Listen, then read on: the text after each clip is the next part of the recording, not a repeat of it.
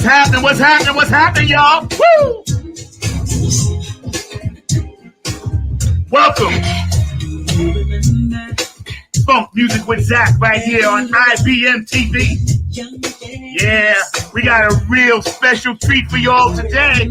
But before we get started, I need everybody out there. Hello. I need you to kind of get your groove on side to side. Come on. If you're feeling good, clap your hands. Funk Music with Zack. Right here. Woo! Every week, y'all.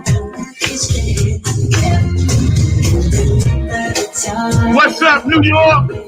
How you doing, Heidi?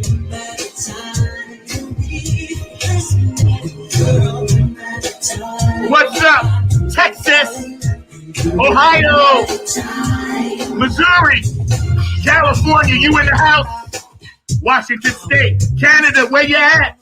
Strong Island, Bayshore, New York, where y'all at? Queens, Georgia, where you at? North Carolina, South Carolina, West Virginia, where you at? Virginia, you in the house, where my people at? Florida, where you at? New Orleans, come on. Australia, across the water. What's up, Carmen? How you doing, Wendy? Germany, you feeling me? Candy Soul Sister, Steady Groove. T-Ville Radio, where you at? Philly Phil, where you at? Keith Jackson, DC. Come on. It's time to get pumped up. Funk Music with Zack. Feeling good today. MPLS Minneapolis, where you at? Woo! We coming in hot today, y'all. The weather's getting nice. Today, my very special guest, I'm going to bring right here, right now, another member of my family. Y'all put your hands together. Lo is in the house. What's up? What's up, bro? What's up? How's it going? How you doing, man? Doing very well this morning. Doing very well. Man. God bless you, man. Thank you for joining us today on Funk Music with Zack right here on IBMTV.tv. I know I come in hot, bro. You got to be ready for me. I come in blistering. You can't be sitting on the side. As soon as you get in, I'm dropping you 3-pointers because we come in burning every time we do a show. I need that energy. We need that energy, especially nowadays. Yo, man, that's what's happening, man. Yeah, I'm all about that. I'm Aries, I'm fire. So when I come in, my people are like, all my guests like, wow, you're so calm. And you talk, right? Just like we did a minute ago. And then all of a sudden, bang, it's time to hit that rocket fuel, man. So peace, love, blessings, and harmony. To everyone joining the show today, thank you guys, for tuning in. I know a lot of people out there are still hurting. Know that we're with you. Know that God loves you. Know that we bless you. And we're trying to give you an hour and a little bit, of some entertainment and some valuable information and some harmonious thoughts for you guys to carry forth with you out there into the world. And this gentleman, Logan Gentry, his family and, I work with his mom, and he's got some really good thoughts and insights to share, as well as his amazing music. And we're going to start there. I just want to, make sure that everybody out there, if you feel in some kind of way and you need to reach out to one of us, please get active on the chat. Know that there are many people here at IBMTV.tv that care about you. And, we don't want you to feel some kind of way. So you can always call one of us. Main shouts out to my main man, Mark Lee, behind the glass, my brother from another mother, keeping the production tight for us. So thank you, Mark, for that. You're always tight, and I appreciate everything that you do. And also, I want to give honor and thanks to the Most High for making this happen. So, Lo, how you doing, man? How's your family? I'm doing good. Hi, Mom. How you doing? You got that in. She is in here. I've been good. Go through all the stuff real fast. The same things a lot of us are experiencing. Those waves. It comes and goes in waves. Yeah, it does. And now that I had the opportunity, I feel like the biggest thing that I have really come into is joy and not in the corny way, like not in that corny way, but like a really understanding of what that means and having like a consistent headspace, Yep. regardless of that the waves, the which it comes and goes. And like I think a unique thing that's going on right now is that not to overblow it, but like there's like kind of like a mass mourning that we're all going through because there's a trauma in a way that's taking place. But all that said to say, doing good. Much calmer than I have been in a long time. For people who know me and anybody I send out to that I'd be doing to say to a few friends. And for anybody who knows me, calmness is not necessarily a synonymous character trait of mine. I tend to be I'm a person of it. It's funny that you said that about yourself because I'm a person of extremes, and either I'm like this, yes, or not at all. That's why we relate. Yes. I think that what you mentioned a minute ago about this mass mourning thing, I kind of think that is something that we all. Let me just readjust everything here for a minute. I think that is something that we all have been going through because of the fact that where we are, we had never been before collectively as human beings. So not all at once, certainly not yeah. And it was a thing where it kind of just took a lot of energy and life out of us. It just zapped us, man. And I really am grateful to and honored to have people such as yourselves, young artists and old artists and in between artists coming on to promote, peace, love, joy, and happiness, because we need that. Like, the spirit has you in the right spot at the right time, because people need what you have to offer to get through this thing you just said, So to get through this thing we call life. That's why today I was repping my Purple Rain shirt. I don't know. I just felt like a little Princey today. It's funny that you said that, because like as soon as you said get through this thing called life, I immediately like had a flashback. I'm like 6 years old, and the first time I saw Purple Rain, I was like, didn't mean as much to me then as it does now, obviously. But Yeah. It's everything happens with me instinctively. So I was like, Mark can tell you, I'm always like looking through shirts. My daughter sends me t-shirts. That's all I ever want was t-shirts.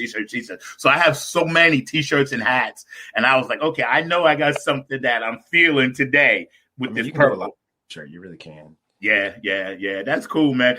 So, Kansas City right now, how are they dealing with, before we get into the music thing, how are they dealing with a lot of the social aspects and ills of this virus, this poverty, and what some people may call the plandemic? You know what I mean?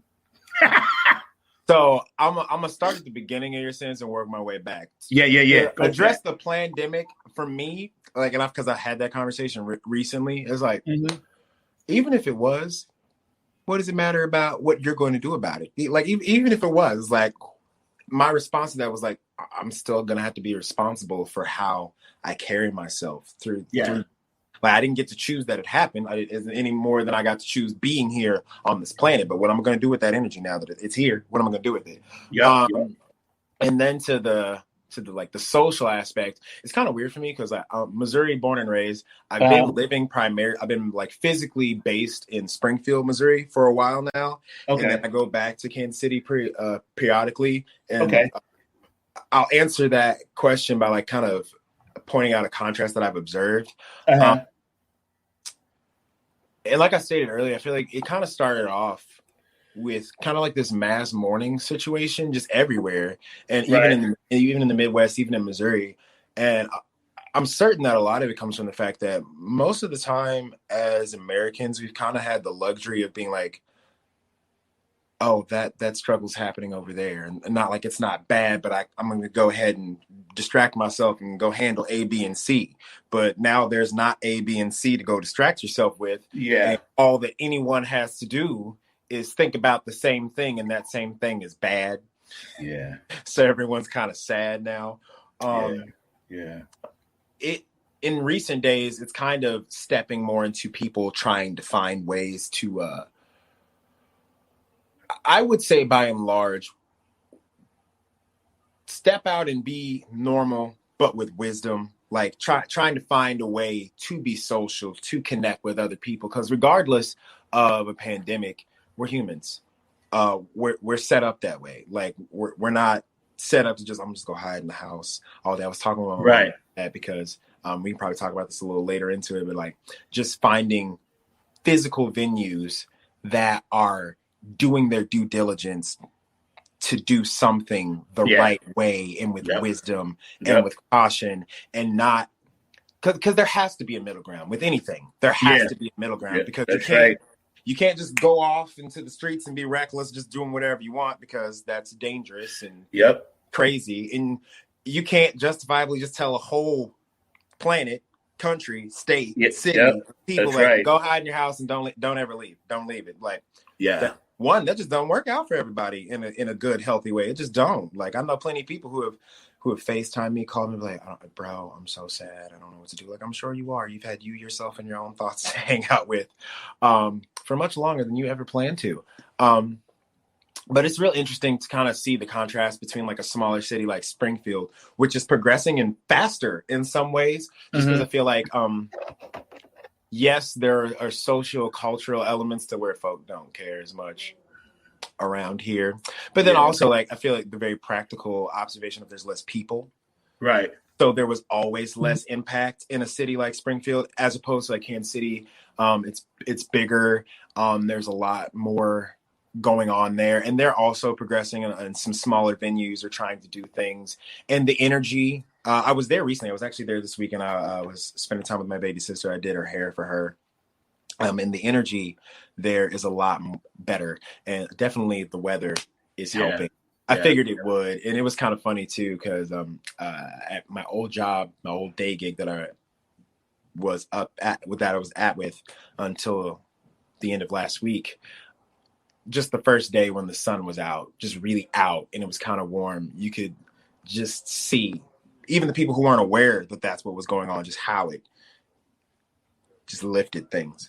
So like there's definitely a shifting in the atmosphere. So totally. Yeah, it's funny you mentioned that, because since I'm down with this music thing and we can't actually do anything and the whole thing is shut down right now, some things are opening up. I'm from New York, but down here in North Carolina, a lot of things are like 50% now.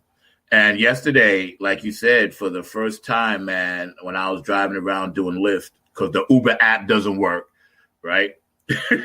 I was driving around doing Lyft, and I could not believe how many people were out, bro. And out doing things that I feel like haven't been a standard for like a decade, like out walk, which I'm like, my whole thing was my genuine hope, period, was that people figure out a way to just go do something.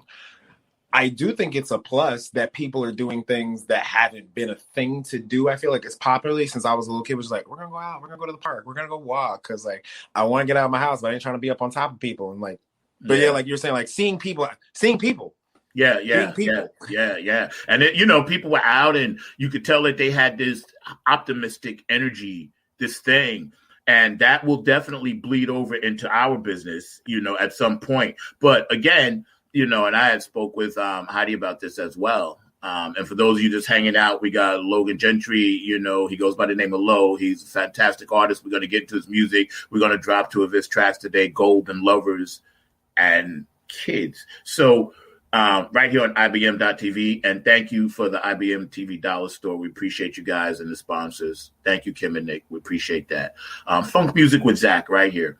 And so when I was out and I thought about having you on the show today, right? And I was like, man, tomorrow, there's a few things that we can get into, because we need to understand how we can pivot. We've all had to pivot. I've been blessed, to pivot to this. Mark helped me and set me up with this stuff and whatever, right? So it's we all have to pivot. Now I'm thinking to myself, okay, as things get like to this place where things are safe, then we're going to have to pivot back. You know what I mean? Go ahead, I'll let you take it. Go run with it. So I was talking with a few people recently about this, and there's like a whole plan of action that I kind of am spearheading. It's so weird to refer to myself in a way like that. Anyway, which was it's good. really the overall message that I had for my friend group, who is a bunch of crazy talented artists, my own producer, his name is Harrison. Shout out to producers, your producer, my producers. Like, things like this, cool things, they don't happen without the people who are like, yeah, we're going to do all the stuff, make you look cool. The people who make you look cool, shout out. Thank you, producers. Mark. But my biggest thing was courage and wisdom. And I say that so my mom can hear me say it again, because she already heard me say this once. She doesn't like anything that I'm about to say next. But as I was saying, like, looking for venues doing their due diligence to like try and do it right. And I was sitting there talking with a friend. We were basically just going through stuff for me and like trying to like figure out a way to make a game plan for this year that was practical, attainable, and with a little bit of risk involved. Because like, if you're not risking anything, like, what are you doing? But not reckless.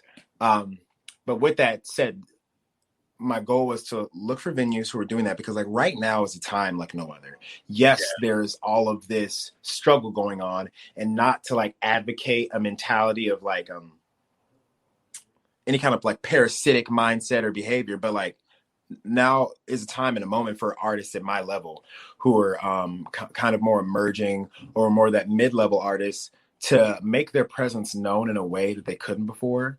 And as I was saying to my friends, like, the big names, they're not doing touring. They're not doing any sort of live situation at all till 2022 at best, because the kind of crowd that they will pull would be reckless. It just would be. They can't do it because their fan base is so large. They'd either have to go out of their way to not tell anyone. But the minute that these big artists try to do anything in a physical sense, immediate reckless, immediate danger, immediate shut that down. They don't want that attached to their brand. Nor should they.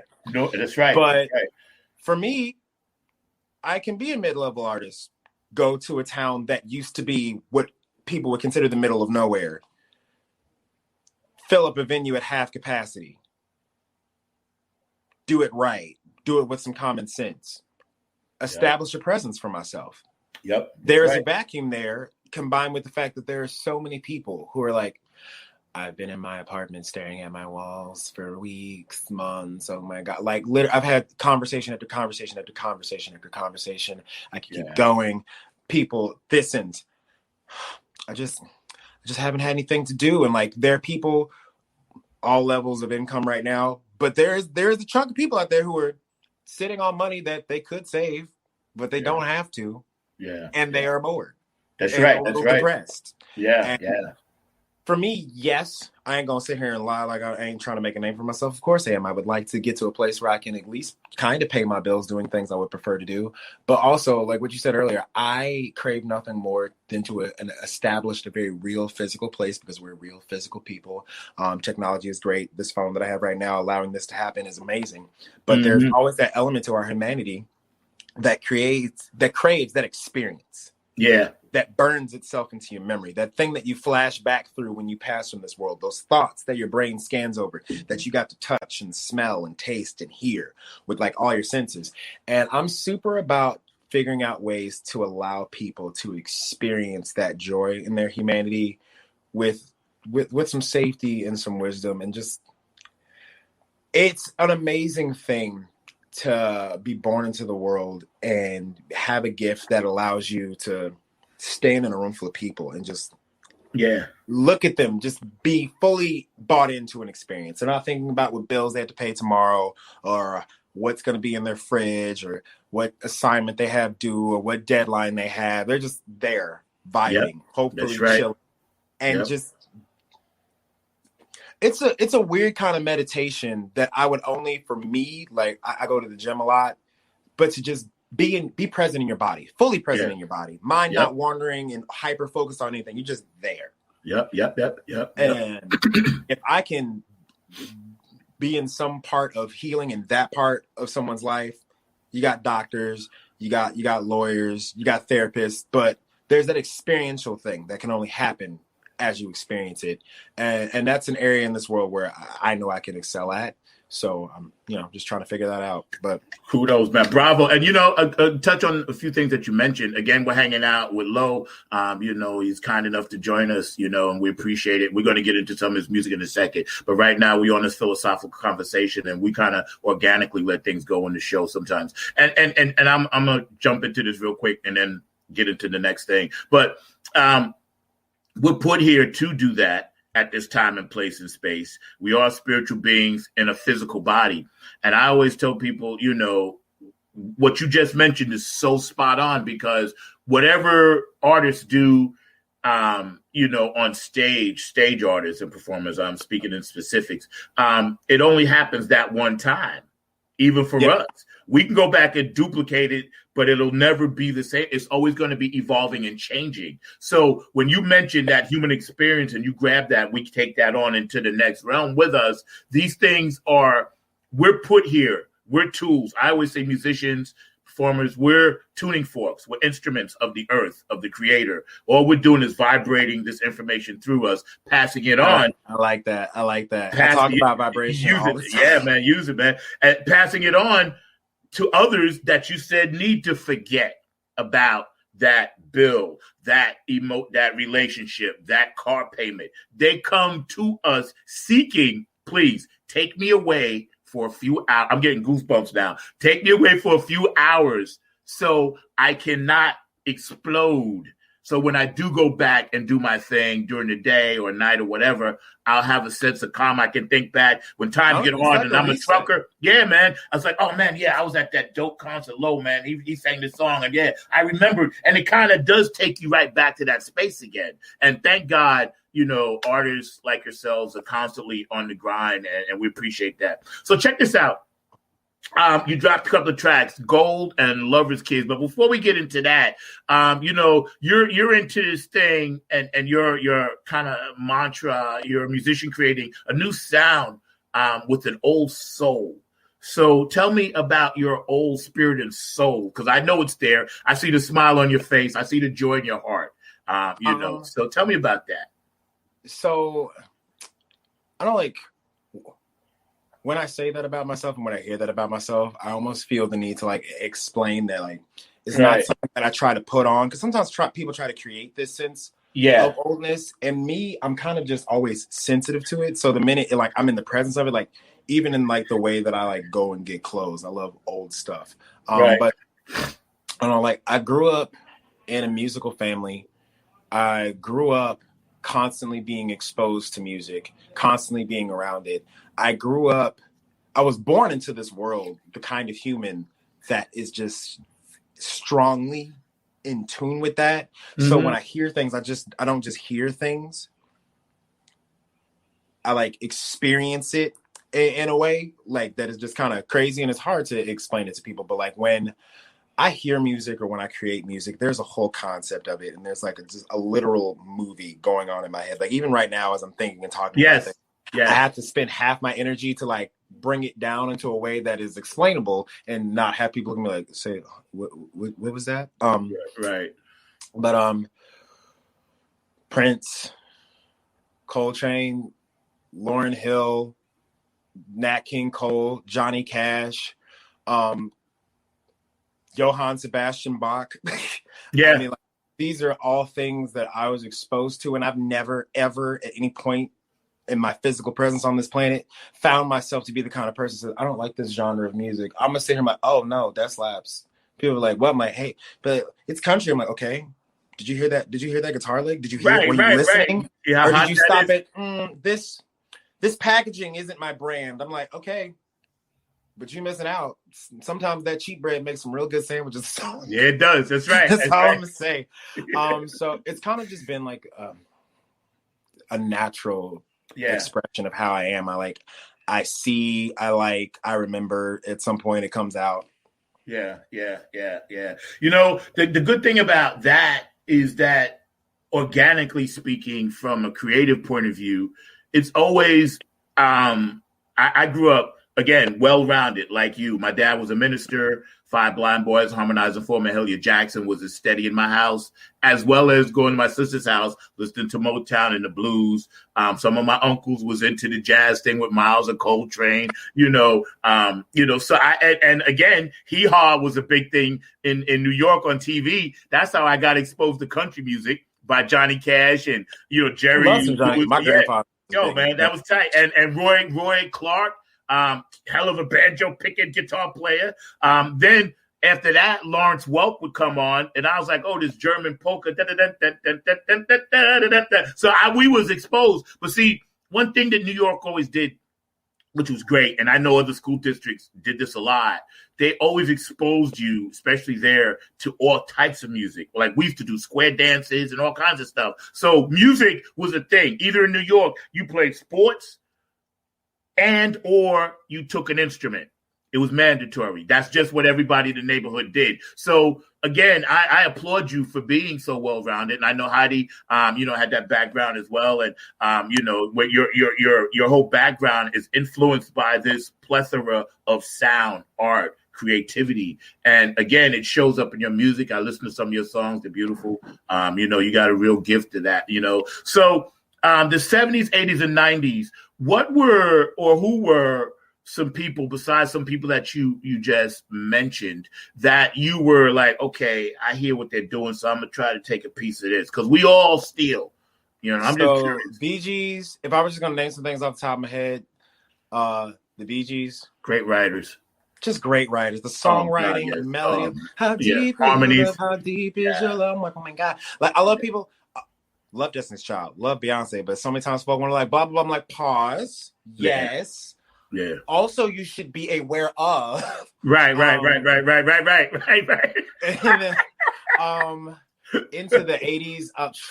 80s is honestly like, I want to say that the 80s is my favorite time period. It's my favorite time period aesthetically. Yeah. Probably musically, late 60s, early 70s is really my favorite time period. But 80s. There was such a transition in what was allowed to be music at that moment. Like you could do whatever. For me, kind of like starting in the 70s into the 80s, Queen. If somebody was going to ask me what my all-time favorite band was, it would be Queen. Right, and just the extravagance. Yeah. And I'm going to go out here and do what I want. And there are many artists, but in terms of like overall, like I feel like that and being exposed to that when I was like probably like 7, 8, I was like, oh, I can just do what I want. Yeah. That was literally it. That's what I thought. I was like, oh, so you can just do what you want. You can just do what you want. Yeah. Okay, I'm fine with this. Yeah. And then in the 90s, this kind of goes back into Lauryn Hill, but I mentioned her once, but Lauryn Hill. And I kind of named some pretty like foundational things for me just then, especially the Miseducation. I'm so happy for that woman. I for those who are familiar with her history, there are certain I pray for her. It's really she went through some things. That's why you heard me at the top of the show mention about, we're here for you if you ever need to talk. It's because we're very big advocates for the mental illness and what people go through, we're advocates for that here. If she ever hears this, if I ever get the chance to meet her, she probably heard it all the time, but Miseducation with Lauryn Hill, I had that thing on repeat at a time in my life when it needed to be on repeat. Middle school, it's not, I don't think it's a fun time for really anyone. It's just awkward. Hormones are happening for the first time. Your brain is like, what is this? What is going on here? Where's the Play-Doh? But Play-Doh's not enough anymore. Got it. Yeah. But just so much. I could sing that whole album back and front. For those of you who don't know, what it just platinum? No. Diamond. Just went diamond. Yeah. And I think she's like I think like the second woman and like maybe the 10th Black artist to have an album go diamond. I'm pretty sure all those things that I said were largely correct. But when I read that, I was just like, yeah. As in March is National Women's History Month. So shout out to all the women out there. We ain't never gonna forget that. And just understanding where we are with the Kamala Harrises of the world and, just where our place in history is right now, as far as Afro-American men and other races celebrating the Black woman, right? I am happy to see that some people are starting to get their just due, that should have been getting it all along. But the industry, and we're going to talk about this in a minute, is all twisted, crooked. The industry, I tell young people, and maybe you can elaborate on this, sir, the industry is like a pie that continuously gets sliced up, and then before you know it, it's like, you're like, well, I can't even keep track of all the stuff I'm supposed to do. I just simply want to make some music and put out good music, And so many people lose their way, not their ability to create, but they lose their way trying to live up to this illusion of what they think they should be, when God said, and the creator said, and the universe and the ETs and the aliens said, listen, just be you. And I heard interviews with Prince and everything. He said, I never sold one album. Prince said, I never sold one single record. And then he was with Lopez, the gentleman on the interview, and George Lopez looked at him and said, you never sold one record? He said, no. He said, I make the music and people buy it. You know what I'm saying? He twisted it like that. He said he didn't care if he sold not even one. And honestly, that's deep. And that's where I am. And I know a lot of other people have done it already. And not to kiss my own butt or anything, it was just weird because the mentality for me kind of just came from within. Yeah. And then the confirmation that wasn't insane was secondary. Yeah. So then I was like, oh, wait, okay, cool. And then you really, honestly said pretty much the same things that I say to my friends all the time. I was like, when I tell them all the time, I came to a realization that helped me calm down a lot. And that was that the only thing that matters is me doing my due diligence to be the best that I can at being me wherever I happen to be. Yeah. And if I'm worrying about anything else, then I'm distracting myself from the goal. Yep. Such and such's opinion about me is not my priority. It can't be my priority. Yep. Because at what point in time am I actually focusing on doing my due diligence for and through myself? Yes. If I'm busy being distracted by things. Yeah. That's why you're in a higher light, because once we get to that next level of higher light and energy that you have and that you mentioned, and again, y'all, we're hanging out on IBMTV.tv with my man Lo. Once we get there, it's a piece of cake, because I felt a weight come off my shoulders when I finally did my original funk stuff and I started doing it whatever years ago. I was like, oh, I'm supposed to just do this. I ain't gonna worry about trying to imitate P-Funk. I ain't gonna worry about trying to imitate Cameo. I ain't Michael Jackson. I'm Zack. And the mind will trick you again with the illusion of stuff out here. And like, oh no. Yep. And there's a desire for excellence where that comes from.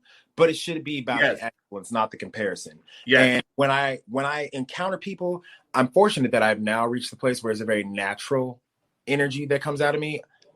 I react with inspiration instead of envy. Yes. It's not about me being better than that person. It's about, okay, look what they did. Yes. They exemplified excellence. What skill set can I use from that? Can I observe? Can I implement? To further establish my own excellence and not to ruffle any feathers, I compare it to this. I'm like, there are a lot of people out here trying to drive cars, but at least half of them are busy being distracted by what's ever going on their phone. Yeah. So the way in which they're operating that vehicle starts to become poorer and poorer. Counterproductive. Right. Counterproductive. Yes. My car. I'm like, yes. You had one job really, which was to drive the car. Right. And he was doing everything else other than driving the car. You're surrounded by 300 pounds of metal and glass and rubber. You need to get a grip on this. It's like, put it down. Just whatever it is that you feel that you need to pay attention to. Yeah. That is outside of what you're responsible for. Put that down. Your responsibilities. That's right. Then when you get where you're going, you can. Yeah, I like how you mentioned you blend the rock, the R&B, the pop stuff, and all the artists you mentioned from Bach to Freddie Mercury, which is definitely on the Mount Rushmore frontmen. There's a lot up there, but what they did, phenomenal. Like in New York, we were always heavy into the metal rock thing and all of that, so we knew about all of that. their very first album, before they even got famous, we was into them, because we used to import our stuff from England and listen to all of that stuff before it even got here in America. Like Zeppelin, I had every album they ever made. To the first couple I had before they even got here, because we imported that stuff, right? And because you're such a well-rounded young man and your spirit's in the right place, it seems like, the music that you're getting ready to make, you're going to put out and continue to put out some really genius stuff. And this song, Gold, tell me about that title. I'm going to have my producer, Mark Lee, run this track for a minute. He's going to set that up for us. And, but set that up for us before we listen to that. So the Gold comes off the first EP I've had the privilege of being able to release. Shout out once again to my producer, Harrison. Got your boy sounding cool out here, making me sound like a professional and stuff. The whole album EP is really just kind of like, this is who I am, in a sense. Gold specifically comes from that mindset when you find yourself in struggle. It may be struggle that was created for you. It may be struggle that you created for yourself, but there's struggle. And finding the internal strength, conviction, to be committed, to be willing to double down on whatever it was you said you wanted for yourself, regardless of being potentially completely overwhelmed by struggle. And you've heard it said before that all that glitters isn't gold. Yeah. Mine's kind of a play on that what if it is? What if it is still gold? Like, what if the world is burning down? Everything is terrible, but the things you wanted for yourself are still worth it. They still are. What if it cost you everything? And like, you'll even hear it in the lyrics, but it's like, really, I would almost describe it as reckless determination. I'm like, everything is on fire and burning down. And even still, this is what I said I was going to do. So either I'm going to do it or I'm going to die trying to do it. And sometimes that is not always the best way, but like many times it's what's necessary. It's the level of determination you need to have for yourself, really. Yeah, that's what it is. It's like it wasn't even about a specific goal or like I want a new car or whatever. It was really more so about if my dream is something that I have for myself and to be my best manifestation, that has to be it. It just has to be. Right. That works. So we're going to run this track. For you guys out there, y'all check it out. Sit back, relax. Shout out to George Dawn, Dr. G. I know the Funk Tiz Ball's coming up. So hello, bro. I got you, man. But check it out. We're hanging out. Funk Music with Zack. StreamYard, we love you. So thank you. This is pretty cool. I like this. All of your dreams are made of gold. Come to the wishing well and give your heart a spell to live a life that's bold. And when you're walking in the cold night and there's no light to find, no one who'll care, no one who'll hold you tight. I dare to play this game like you care. Like lightning's just a flash in the air. Suddenly, the silence holds all your time. The moment breaks as you start to tear. You're always here, but you would rather be there. Suddenly, the silence holds all your time. You try for 20/20 vision. But hindsight is your indecision. You can't get focused, pre-convinced, you're hopeless. Somehow always certain it's the ending, but never so sure when it's beginning. Careful, your contradictions won't become your convictions. All of your dreams are made of gold. Come to the wishing well and give your heart a spell to live a life that's whole. And when you're walking in the cold night and there's no light to find, No one who cares, no one who holds you tight. And though it's certain that you'll fall, still you have to give your all. No one else that will if you cannot walk them.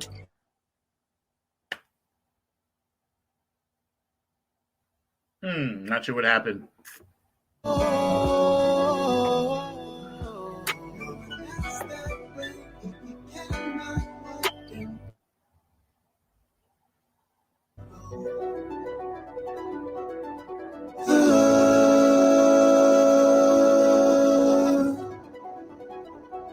No one else that will if you cannot walk and crawl.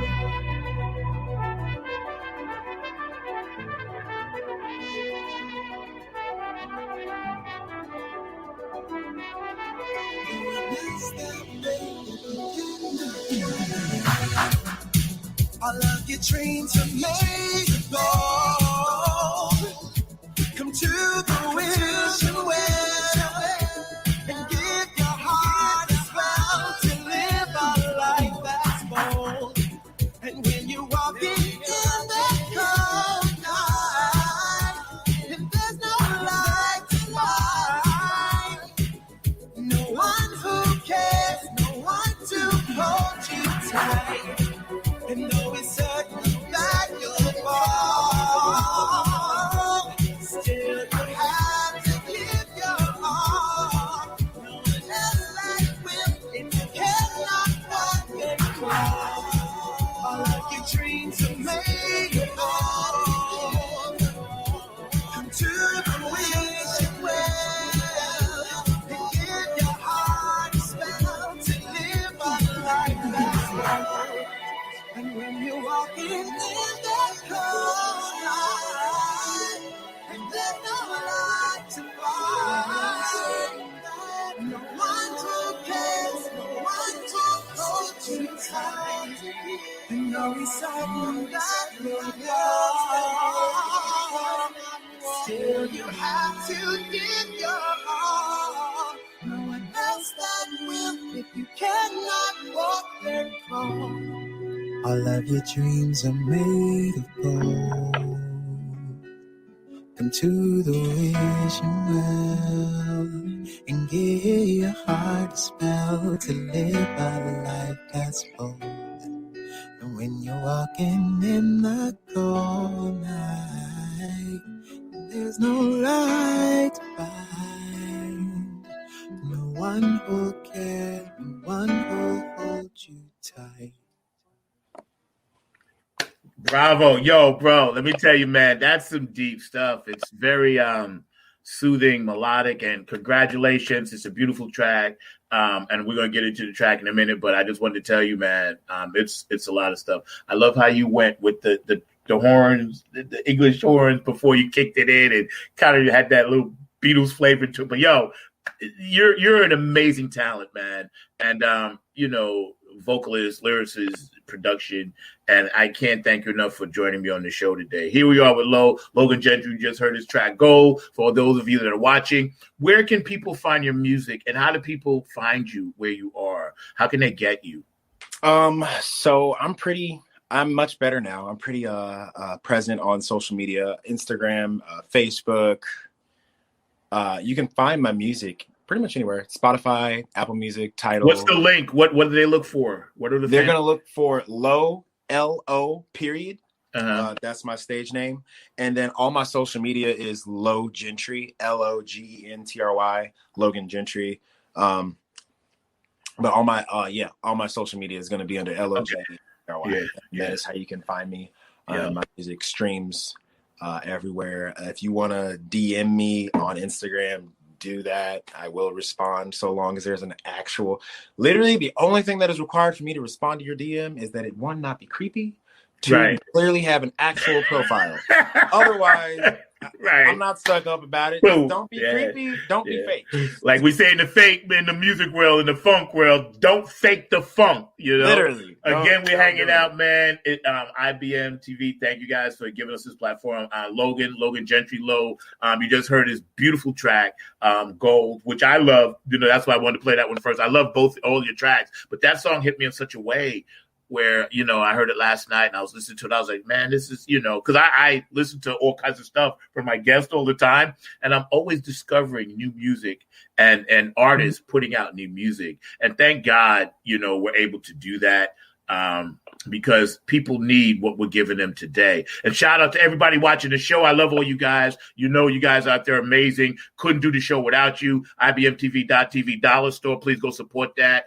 Lynn Shepard and IBM and Kim and Nick doing a great job. You guys are amazing, and thank you for that. You know, again, hanging out.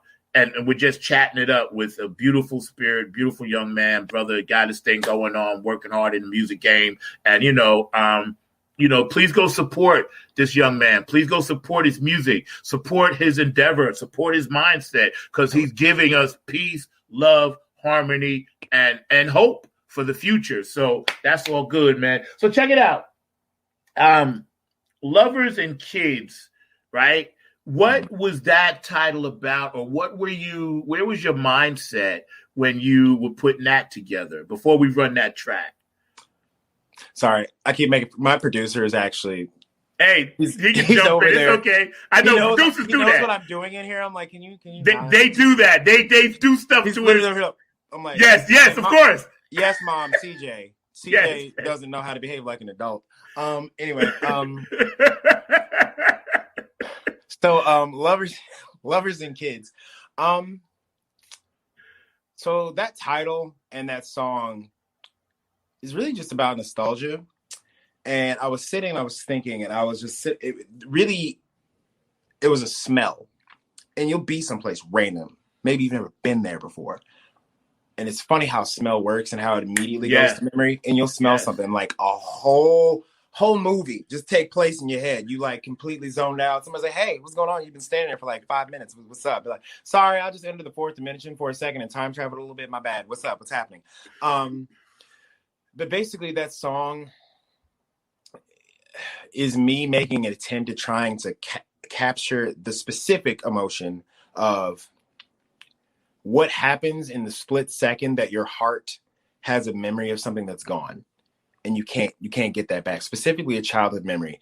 And that transition emotion between, oh yeah, that's nice, to like not necessarily sad, but like you realize it's like it's a nice memory, but that's all it can be. Yeah.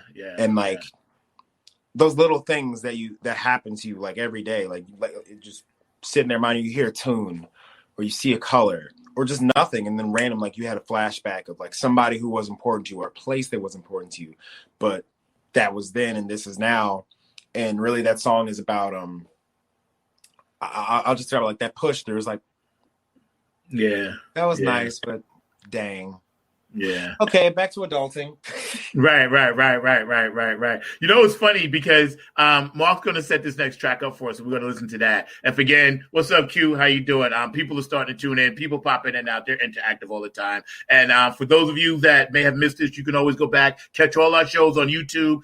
You know, they're stored there, IBM TV. Go to it. Look up Funk Music with Zack. Shout out to all the funk dogs in the house. You know, I love all y'all out there, and I can't wait to see you guys, man. But I'm hanging out right now with my friend, my family, Logan Gentry, you know, my little brother over here. And, you know, I put my arm around him. We're going to embrace everything that he does. Before Mark runs this track, though, brother, I got to ask you, 1141, what's that about? Oh, so like I said, this EP is kind of like, this is who I am. 1141. That's the house number for my grandmother's house where I was. Okay, I figured it was, yeah. And that like that's the house that you see. That was her house, and I like that. Like the first roughly 20 years of my existence was pretty much that house. So yeah, I love that, man. That is such a powerful image, and I knew it meant something special to you. Because you got the 3 1s in there. You know what I'm saying? The manifestation type thing. But yeah, that's powerful image, man. And I just wanted to ask you that because I know the audience might want to know what that is, and I kind of figured that, but just the way it's done is tastefully done, well done. And we're gonna run this track, Lovers and Kids, hanging out with Lo right here on IBM TV.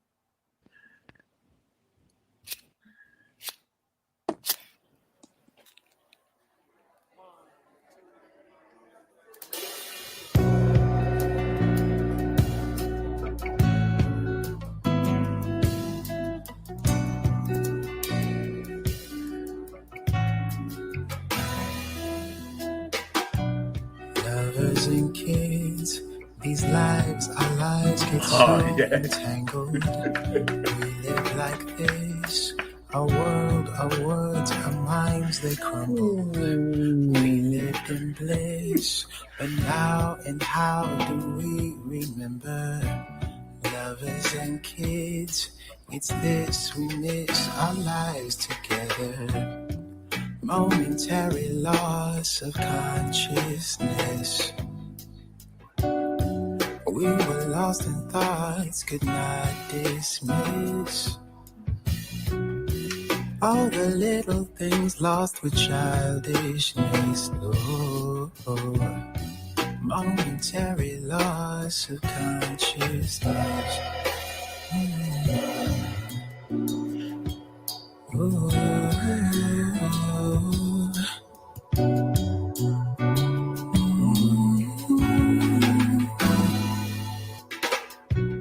Lovers and kids, these lives, our lives get so entangled. We live like this, our world, our words, our minds, they crumbled. We lived in bliss, but now and how do we remember? Lovers and kids, is this we miss our time together? Momentary loss of consciousness. Oh, we were lost in thoughts, could not dismiss. All the little things lost with childishness. Yeah, momentary loss of consciousness. All the lights and all the sounds, every smell, the feeling right now. Your favorite songs, you sang along, but now all the words, they seem to be gone. You reach for the stars, they light the sky, but when you fell, you let it all die, just like the dreams that light you up, just like the stars, just like the stars.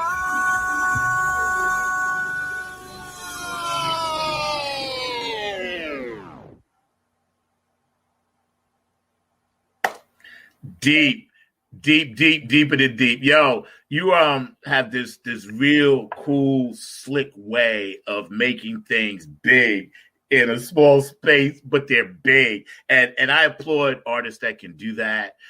Because it's what you do is truly gifted. Again, that was Lovers and Kids. We're hanging out with Logan Gentry. Low, look him up. His information's on the bottom. You can find all the stuff.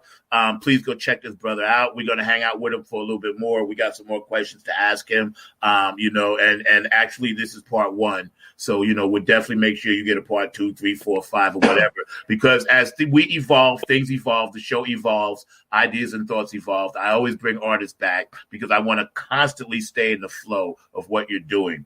And you're an amazing talent. And, it's nice to sit and chat on a Sunday morning around the world. And this goes to Dubai, it's in Germany, it's all over the place.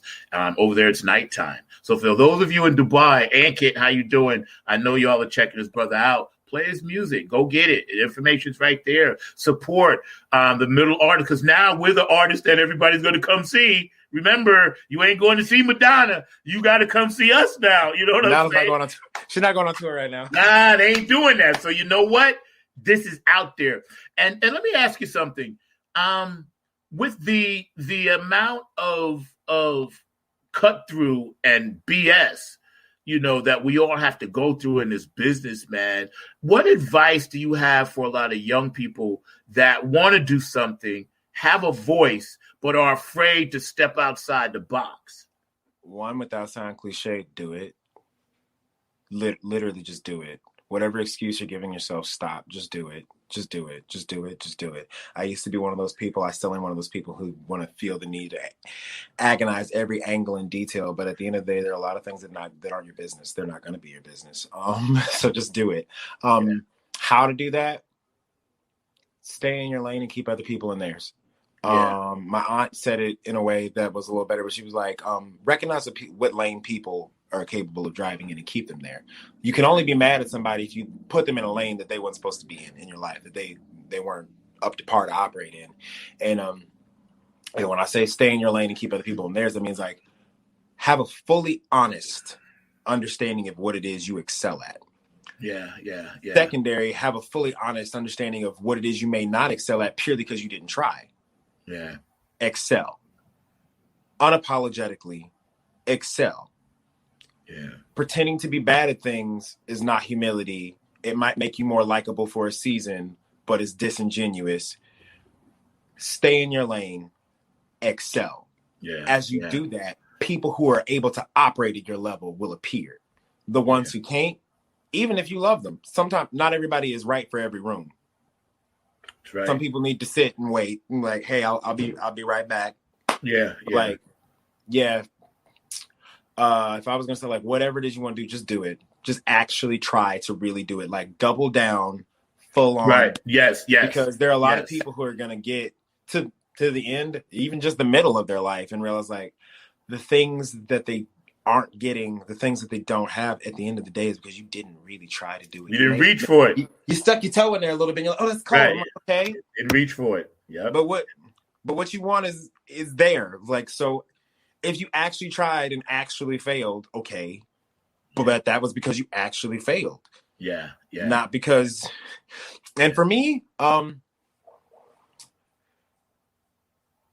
it kind of came out of this mindset of struggle's gonna happen. Pick your struggle. Pick a struggle. Do you want to struggle because you were a scaredy cat and didn't try? Or do you want to struggle because you tried and you failed? Or do you want to struggle because you tried and you succeeded and you still have to keep struggling to keep it successful? I mean, like, there's going to be a struggle somewhere. Pick a struggle. Yeah. It's so honest and genuine, and I am so overjoyed because of what you're saying. Because too many times, and I got two daughters. One is 12. She'll be 13 in a couple of weeks. Hi, Maya. My other daughter is 16. She'll be 17 in May, right? And I love the fact that you're mentioning mindsets that, me and their mom try to teach them, because this is what's needed.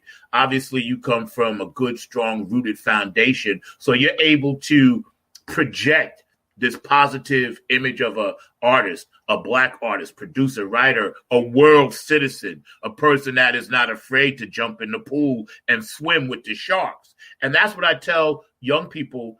And by bringing you on this show, which, matter of fact, I'm going to put you in touch with my friend from South Africa, Alexandra May.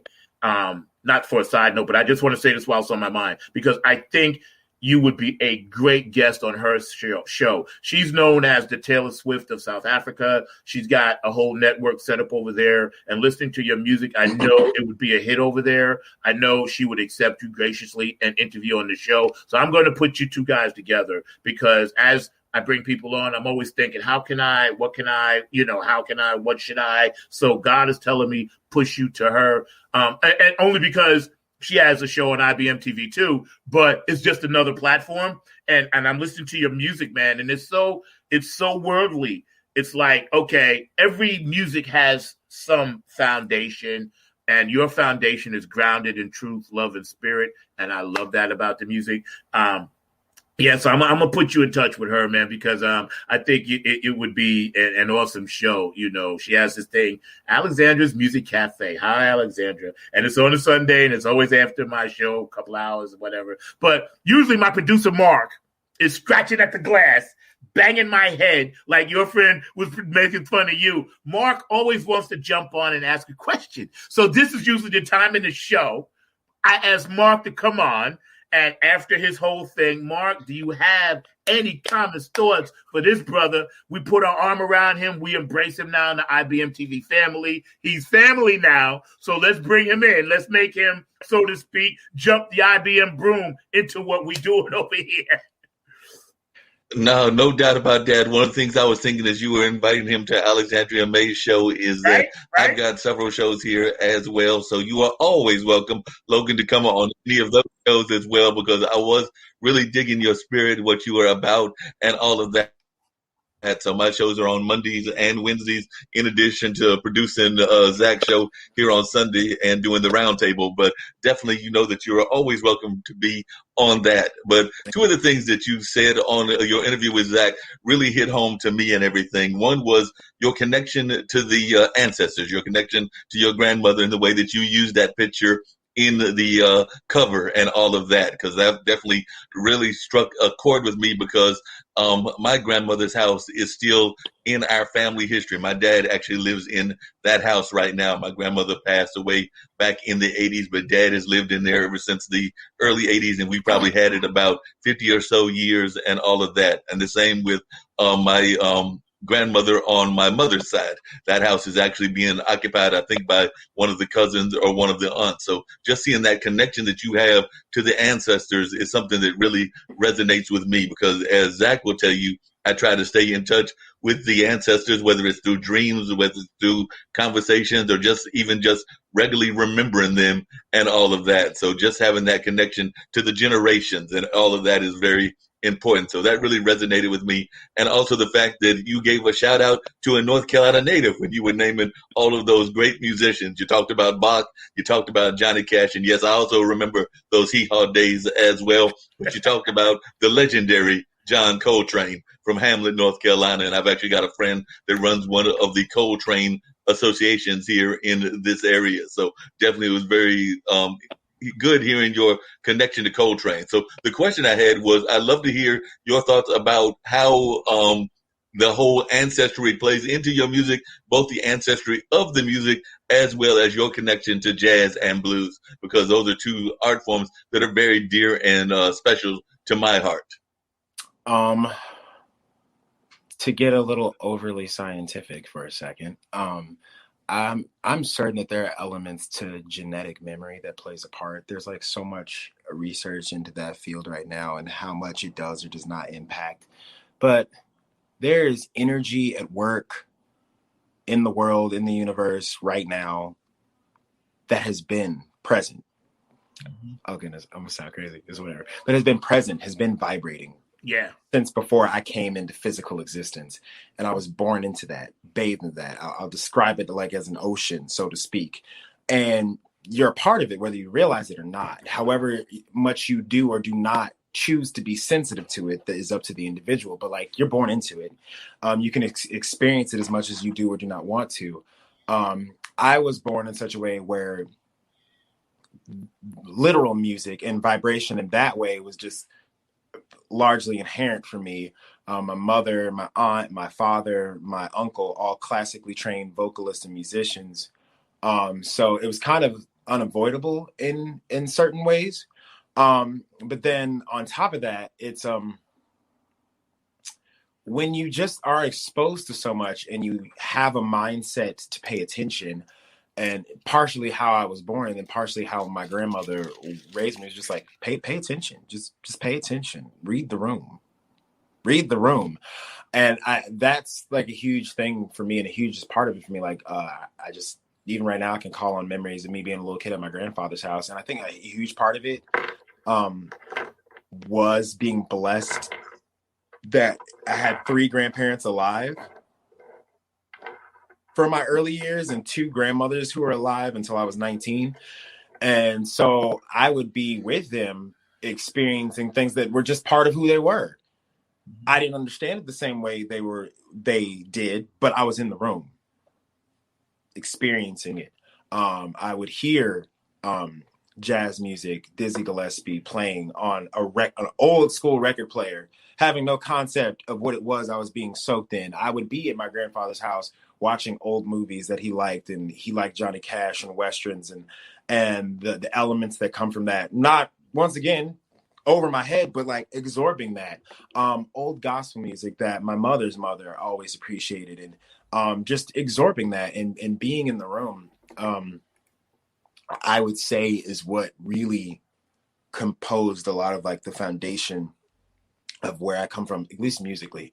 And my grandmother, whether she meant to do it this way or not, I know she was primarily talking about Christian music, but she always did encourage me to like really listen to it, what it was I was into, and seek to understand it and seek to have like a relationship with it, and not just be mindlessly just not aware of what it was I was listening to. I know she didn't want me to listen to crazy stuff, but how I applied that was like I said before, I'll hear all kinds of music and like be able to like, oh, that's cool, that's nice, that's really nice, that's great. While other people are caught up in, oh, that's that kind of music. I'm like, okay, and yeah, were you deaf? Did you not just hear what this person just did? Yeah. This is amazing. Yeah. But I'm trying to think about what I think Billie Holiday is one of the first memories that I have of more of. Oh, she's deep. Love Billie. My mother loved her. For me, I'll say Billie Holiday and I'll say Nat King Cole, because even though they sang, their musicianship was more their skill set than their actual singing for either of them. And it was the execution and the form and the styling that honestly informs a lot of my more gentle elements to this day, without me even realizing I'm doing it until I go back and listen to stuff. And I'm like, and also like, it wasn't until somebody else said it to me that I noticed it's a thing that I do, just because the kind of music that I was listening to as a kid, a lot of my vocal licks will technically be like trumpet lines. Yeah. But it's how I hear it in my head. Yeah. And ever since they told me that, like sometimes I'll do stuff, I'm like, that is a hard. You know what I wanted to ask you? Thank you, Mark. And hang out with us. But I wanted to ask you, because this is what I hear, like a lot of people overlooked Nina Simone. She was always in the background of everybody's head. And when you mentioned, Lo, that all the stuff, you know, it could be this, and your grandmother was like, well, don't listen to this, listen to that. But Nina Simone fought that battle where Nina Simone is the only person Miles Davis said that she was playing one song and singing another. That's how gifted she was, or vice versa. And when I hear some of your stuff, that haunting melody back there, somewhere back there, somebody in your family was listening to Nina Simone, because I hear it through you, you know? So tell me about that. For me, like I love the interplay of multiple melodies. Actually, the song Gold is funny because if you listen to it,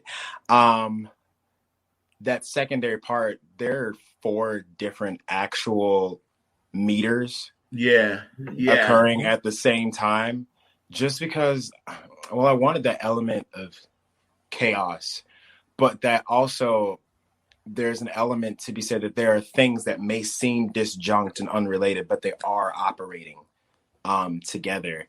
And it's funny that you mentioned Nina Simone, because honestly, Nina Simone is one of Nina Simone. Yeah, she's Nina Simone. Once again, just like for execution, just like not to be disrespectful, because she is phenomenal, but you have a singer like Christina Aguilera for a contemporary set, and people, when you say that you like Christina Aguilera, everyone knows why. Like, come on, who doesn't want to hear? Just get in there. But there's something to be said when you have a singer more like a Nina Simone, where there's just as much presence emotionally, but it's the placement and the finesse. And like, actually, it's funny I even mentioned Christina Aguilera because I know that she's mentioned Nina Simone at times in interviews. So it's just like those names that when you hear them, you'll hear them until everybody's bones are dust in the ground because totally. Yeah, we've been hanging out, man. Thank you, Mark, for jumping on. We get ready to wrap up. Lo, you're welcome to come back anytime. Thank you for joining us today on Funk Music with Zack. There is a round table that will continue. Lo, you're always welcome to stay on and join. Mark has a show right after this. We follow it up on the tail end of this, and we get into politics and social media and pet peeves and all of that. So feel free to stick around. If anybody out there that's watching and you want to jump on the round table, shoot me a quick text right now or send Mark a text, and you're welcome to jump on, Q, or whoever, George, if you're watching, Heidi, whatever, and we can chat it up some more. This has been another tremendously gifted, blessed day. I've been hanging out with family, Logan Gentry. We put my arms around you. We love you. We want you to always come back. Keep making new music, bruh. Stay safe out there in Missouri. Funk Music with Zack on IBMTV.tv. Thank you, StreamYard. We love y'all out there. Kim, feel better. Nick and everybody, y'all doing your thing. So, yeah, if you guys are interested, follow Lowe's music at the bottom. You can see on the screen. You can contact him, and the brother's definitely open to chat with you and hit it up and talk about gold and, you know, lovers and kids, man. Your thing is so tight, bro.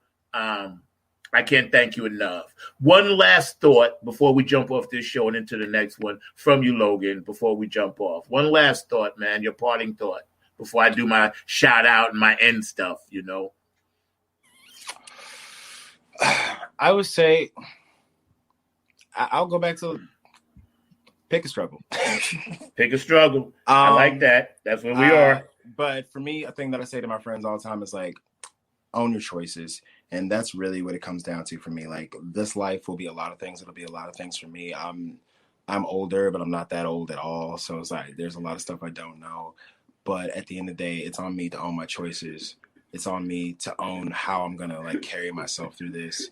And a lot more people need to step into the opportunity that presents. Like, yeah, it's scary to like really have to sit here and hold yourself responsible for yourself all the time.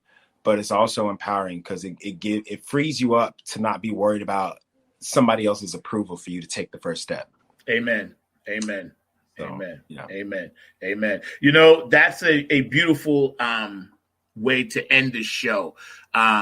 And for those of you out there that, again, we're here for you always. So if you're ever feeling some kind of way, lonely, depressed, or you feel like you want to hurt yourself, come join us. IBMTV.tv has a support group for that. We want everybody to make sure mentally we're strong, emotionally we're strong, and physically. Get out and walk it today if you're by the sunshine. Go down by the lake. Go listen to Lowe's music. Put it on Spotify. Go listen to this brother's music, man, and chill out and hang out. You know, go do something outside. Get out of your apartment, sit on your balcony, clean your car, do something.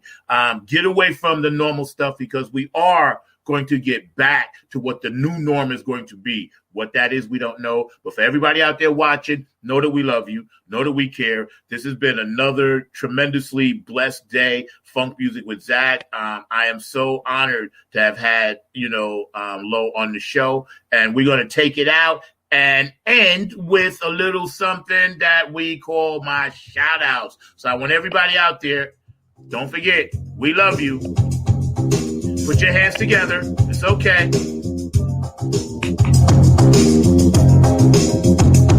Ohio. Missouri, where you at? New York City. India, Dubai, Germany. Strong Island, California, West Coast, down in Texas, Houston, where you at? Hi, Brenda in Ohio, Boosie, Patty, we love you. DC, Funk City, capital of the world, we love you with the go-go. Georgia, where you at? I see you, Tennessee. You're the only 10 I see. I hear you. Come on, Minneapolis. Woo! MPLS. Prince is in the house. What's up, Vanessa? How you doing, Herman? What's up, Heidi? Where you at, Alaska, Canada? You out there? I know you out there, Australia. I see you, mate. I love you over there. How you doing? Carmen, hi, Wendy. Germany. Tanny, Steady Groove, I love y'all. Woo! Louisiana. Dr. Tawana Anthony, I know you down there boogieing. I see you. We love everybody out there. This has been another great episode of Funk Music with Zack on IBM.TV. My host today was Logan Gentry. Y'all go check out his music, and I'll see y'all on the other side. I'm your host, number 9. I'm out.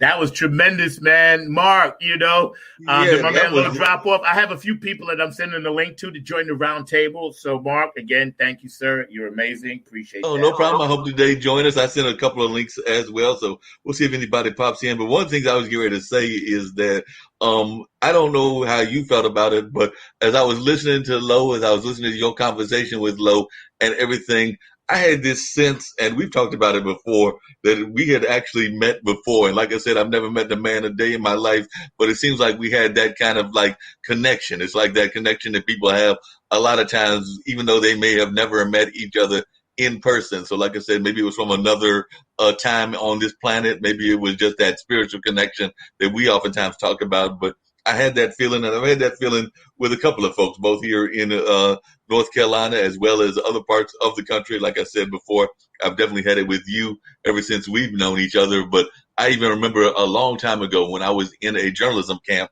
here in the Carolinas. It was actually at UNC. And I remember the first time that I stepped in the room, and it was folks from Georgia, Virginia, South Carolina, North Carolina. I think the furthest up north was Maryland. Shout out to Fambridge, who I believe was from that area, and Sheila Gregory from Virginia. So I still know some of these folks and still have them on my LinkedIn connections and all of that. But it was probably about, I would say 10 to 15 of us, or some number like that.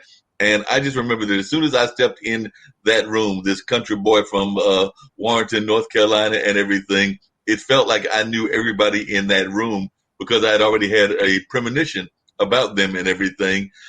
And I already felt connected to them. So like I said, that happened to me. Like I said, that was back in the late 70s. So that was almost 45 years ago that happened, but it still resonates with me. And I still have had a couple of other times when that has happened, where you step into a room and you're sitting there going like, I know these people. I don't know how I know them, but I know that I've got that connection with them, whether it was through a premonition, whether it was through a dream, or whether it was through whatever. And like I said, I've lost touch with the majority of those folks. I'd say just about all of them. Every once in a while I'll hear from Sheila in Virginia, and there might be one or two others that I hear from. So if y'all are learning about IBM TV and y'all were part of that crew, know that I'm feeling that we might need to reconnect and all of that. But definitely, I do know that those premonitions happen, and you've even talked about that sometimes yourself. So I'd love to hear your thoughts about premonitions and how they can sometimes be part of our lives. Well, first of all, right, we're going to get into some stuff on this roundtable, because as we understand our place and what you, me, and all of the light workers are trying to do, we're giving more and more opportunities to just know what we already know. I think it comes down to that, because Earth, Wind, and Fire, Maurice White, I loved when he penned this line. A child is born with a heart of gold, way of the world. So if a child is born with a heart of gold, ironically, we just had a song Gold by Lo, you know what I'm saying? So if a child is born with that, then we're already born with all the knowledge we need, because gold, a child's heart, is love. The Creator puts that pumping love in there. So then from there, we already consciously know a lot of stuff that we teach out of ourselves. So when you have your premonitions and dreams, I have my premonitions and dreams. We have deja vu experiences. We've all had them, whether people talk about them or not. They're afraid to say. You and I are just not afraid to talk about it. So a lot of times we know what the spirit is telling us. That's a premonition. Call it what you want. The spirit, the premonition, God, ETs, whatever, light workers, dreams. It comes to all of us in different ways, depending upon how we vibrate. And my thought is, whatever it is you're feeling out there, listen to it. Don't ignore it. Listen to it. Because if you do not listen to it, you will find yourself in some situation you were like, wow, I kind of knew this was coming, but I didn't pay no attention to it. Pay attention to your premonitions, especially now. The veil was lifted in 2020. Now the light is there. There's no more, oh, is there light? Should there be light? Should I jump in the light? No. It's either you are or you're not. We're at that point now. It's go time. We're in the fourth quarter of this thing. You know, it's go time. Whatever you were saving, like Logan said, like, don't wait. Go, do, be, act, think, do, react. I agree. And speaking of going and reacting, we've got the privilege of having like a family connection because we just met the son and now the mom has jumped in as well. So glad to have you here. I was thoroughly impressed, like I was telling Zack, by your son. He was just an amazing gentleman and all of that. Yes. But what do you have to say to She's smiling. Zack She's about this? Look at that. She's beaming. Only a mom can beam like that about a child. Definitely beaming and all of that. So I know you were watching. I saw the comments that you were making as well. Your son did a great job, but I'd love to hear. I was hoping he would stick around, but I know he's got church service and everything. So he's got to go and do the work in the church and all of that. But definitely, what was your thoughts as to how he did? And also kind of what Zack just talked about the fact that we're in this age where we need to be in tune with our dreams and in tune with our thought patterns and everything, because I agree with Zack that this is an era where a lot of times we're not paying enough attention to what's being told to us via our dreams, via Mother Nature, via a number of things. But I'd love to hear your thoughts both about your son, but also about what Zack just said. I watched the interview with Logan, and I have to say I'm really, really proud of him. He has come full circle as a human being, as a musician, singer, songwriter, artist. His music definitely has the influence of our family because two of the promo ads that he did for the new CD, one has my picture, my senior class picture when I was 16. I'm like, oh my Lord. And he did that. And then the second ad for the pre-release was my mom. And then the house, basically, I moved back in with my mom 2 years after I had Logan. So Logan grew up in that house from 1991. And then I moved out of there when I got married and his sister was born.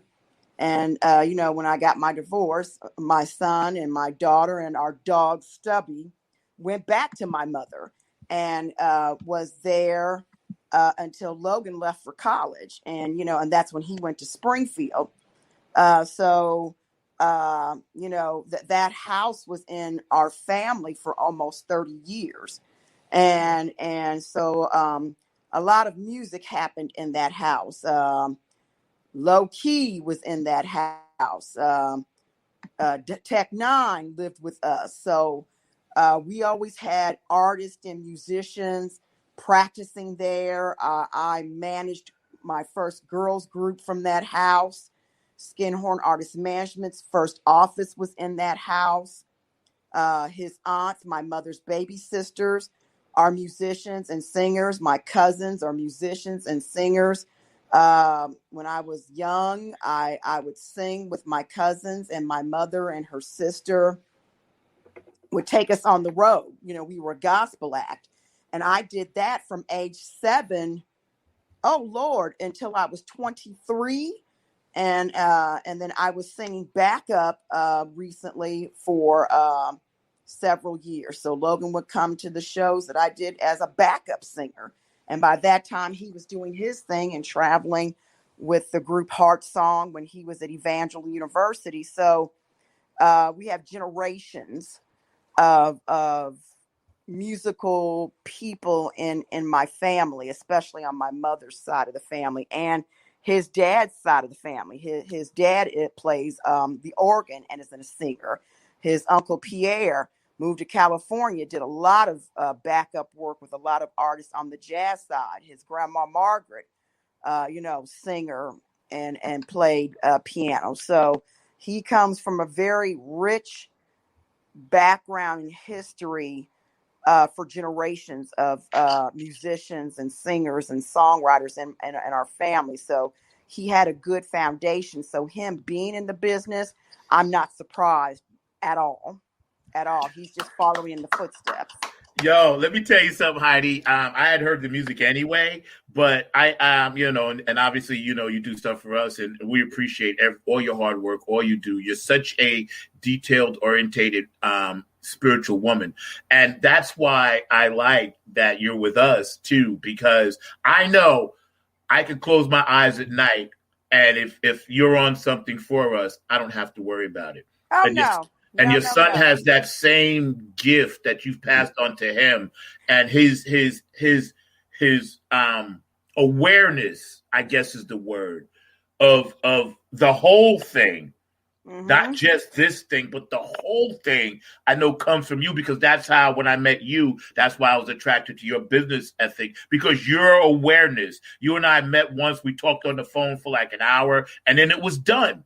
Because I said, wow, she's aware of the whole thing. And I think as his music and what you do and all of us together, we can kind of bring more happiness than people are expecting. I don't think people expect what we're about to give them simply because they haven't been getting it. Right. And I think they're going to be pleasantly surprised that, wow, these artists are sharp. They're on their game. They're putting out new music despite what happened. Because just because their thing shut down, our thing did not. We just pivoted. And kudos to Lo, because he pivoted in a beautiful manifestation way of peace and love. And that's why, let me tell you, I got goosebumps listening to Gold last night, because that song really touched me in a place. It really did. It touched me. I have a snippet of it on my cell phone. Oh, wow. So the one with my picture and the one with my mother's picture. And I'm going to cry. It's okay. That's why we're here. We got you. We love you. We got you. Because we know the connection and we see it. And thank God for it. Because that's the spirit touching you. Don't worry about none of that. Because, see, God works like this. He brings us joy when we need joy, and they're tears. So don't even worry about that, because I cry with you. Because I said I got goosebumps when I listened to that. Because I see your grandmother, I see you, I see the house, I see the whole picture. And wrapping our arms around that is why we're here. People need to know this is what's happening in the light. Come to the light. Because I know my mother, she died January 19th of 2019. And I know that if she were still here, she would be like, I'm really proud of what you're doing as my daughter, because I raised you to be a strong woman of God in your own right, and to be able to go out and conquer and do what you want to do. But she would really be proud of her grandson, from seeing him from the moment he came from the womb. And in the things that he was even starting to do, she would be like, tell my grandson, but I'm going to call him too, but tell my grandson, I like what he's doing. Grandma really sees it, and grandma's proud of him. And even Lauren, because my daughter has a blog, she does an Instagram blog for teenage girls, for makeup and healthy eating and exercise, and she has her own clothing line called Hot Tamale and Bubble Girl. So we need to get her on. We need to get her on. Yeah, we definitely hit me up. Because she's just 16. She'll be 17 in August. So, and he was in Kansas City to do her hair, getting that balayage, because Lauren's just creativity. I mean, Lauren does cloth painting. She's done jeans and shoes and shirts for people and her own design. So I'm really blessed and fortunate as a parent to see my kids. It's a part of me and a part of my history and my family, but how they've taken that history and what they've grown up with and making it into Low and making it into Lauren, who calls herself Lay. And it's so funny. I call my kids when I talk to them both. I'm like, hey, Lay. Hey, Lo. What y'all doing right now? So, having those video chats and things like that. So even my niece, Jelani, she won the 2013 Louis Armstrong Award for Best Jazz Drummer. I saw that. Yeah, I saw that. Yeah. Wow. So it sounds like they have some amazing talent, these young folks. We might have to do a whole show just with the young folks. I know I can bring in my nephews, and I'm sure that even Zack can bring in his folks as well, and just have a show right here on our roundtable with the young folks teaching us, because I think a lot of times they can teach us a lot. Right, and they have got a lot of insight. When we were young, we would get mad. We're like, Grandma, Dad, Mom, listen to us. We got a lot to say. And so now, as we are in our, 50s and 60s, because I'm 56, I ask my kids their opinion. Okay, what do y'all think about the stimulus? What do you all think about Donald Trump? What do you all think about the George Floyd situation? What do you just think about over policing of people of color in general? And there are a lot of young folk, I say between the age of 15 to 35, who have a lot of insight, more than what we give them credit for, and have a lot of intelligence. And like I said before, Martin Luther King was 24 when he got started. Jesse Jackson was in his 20s when he got started. John Lewis was in college, was a teenager when he got started.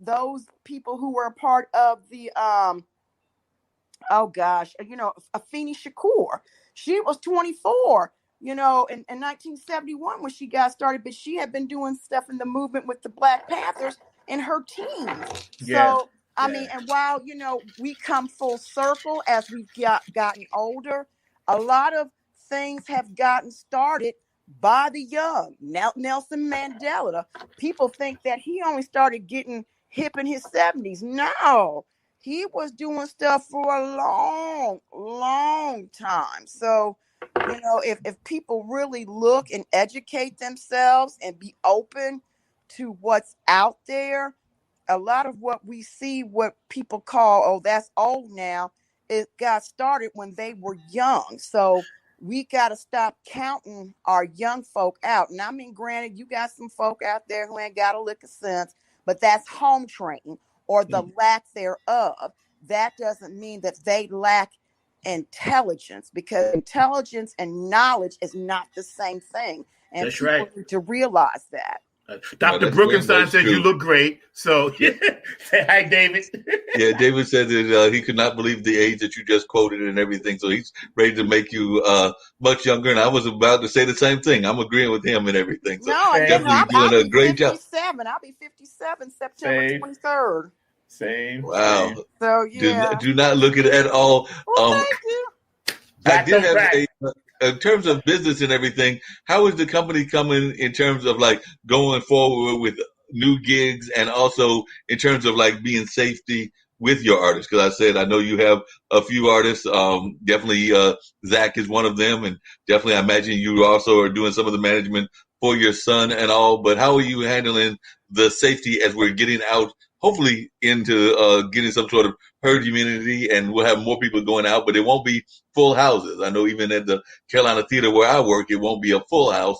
They might do like a half house or maybe a quarter house. But how are you doing in that? Because I was actually pleasantly surprised. I was watching, my team is doing horrible, and Zack knows that I've talk about my basketball team, my Marquette Golden Eagles, but they did manage to get to 500 with a win yesterday. But they actually had fans in the audience. Like I said, it was not a lot of fans, but it's a big auditorium that also holds the Milwaukee Bucks, if I remember correctly. But they had a few thousand people there, not nearly what they would have at a regular game, but it was still good seeing fans there. So how are y'all going to handle that with artist safety?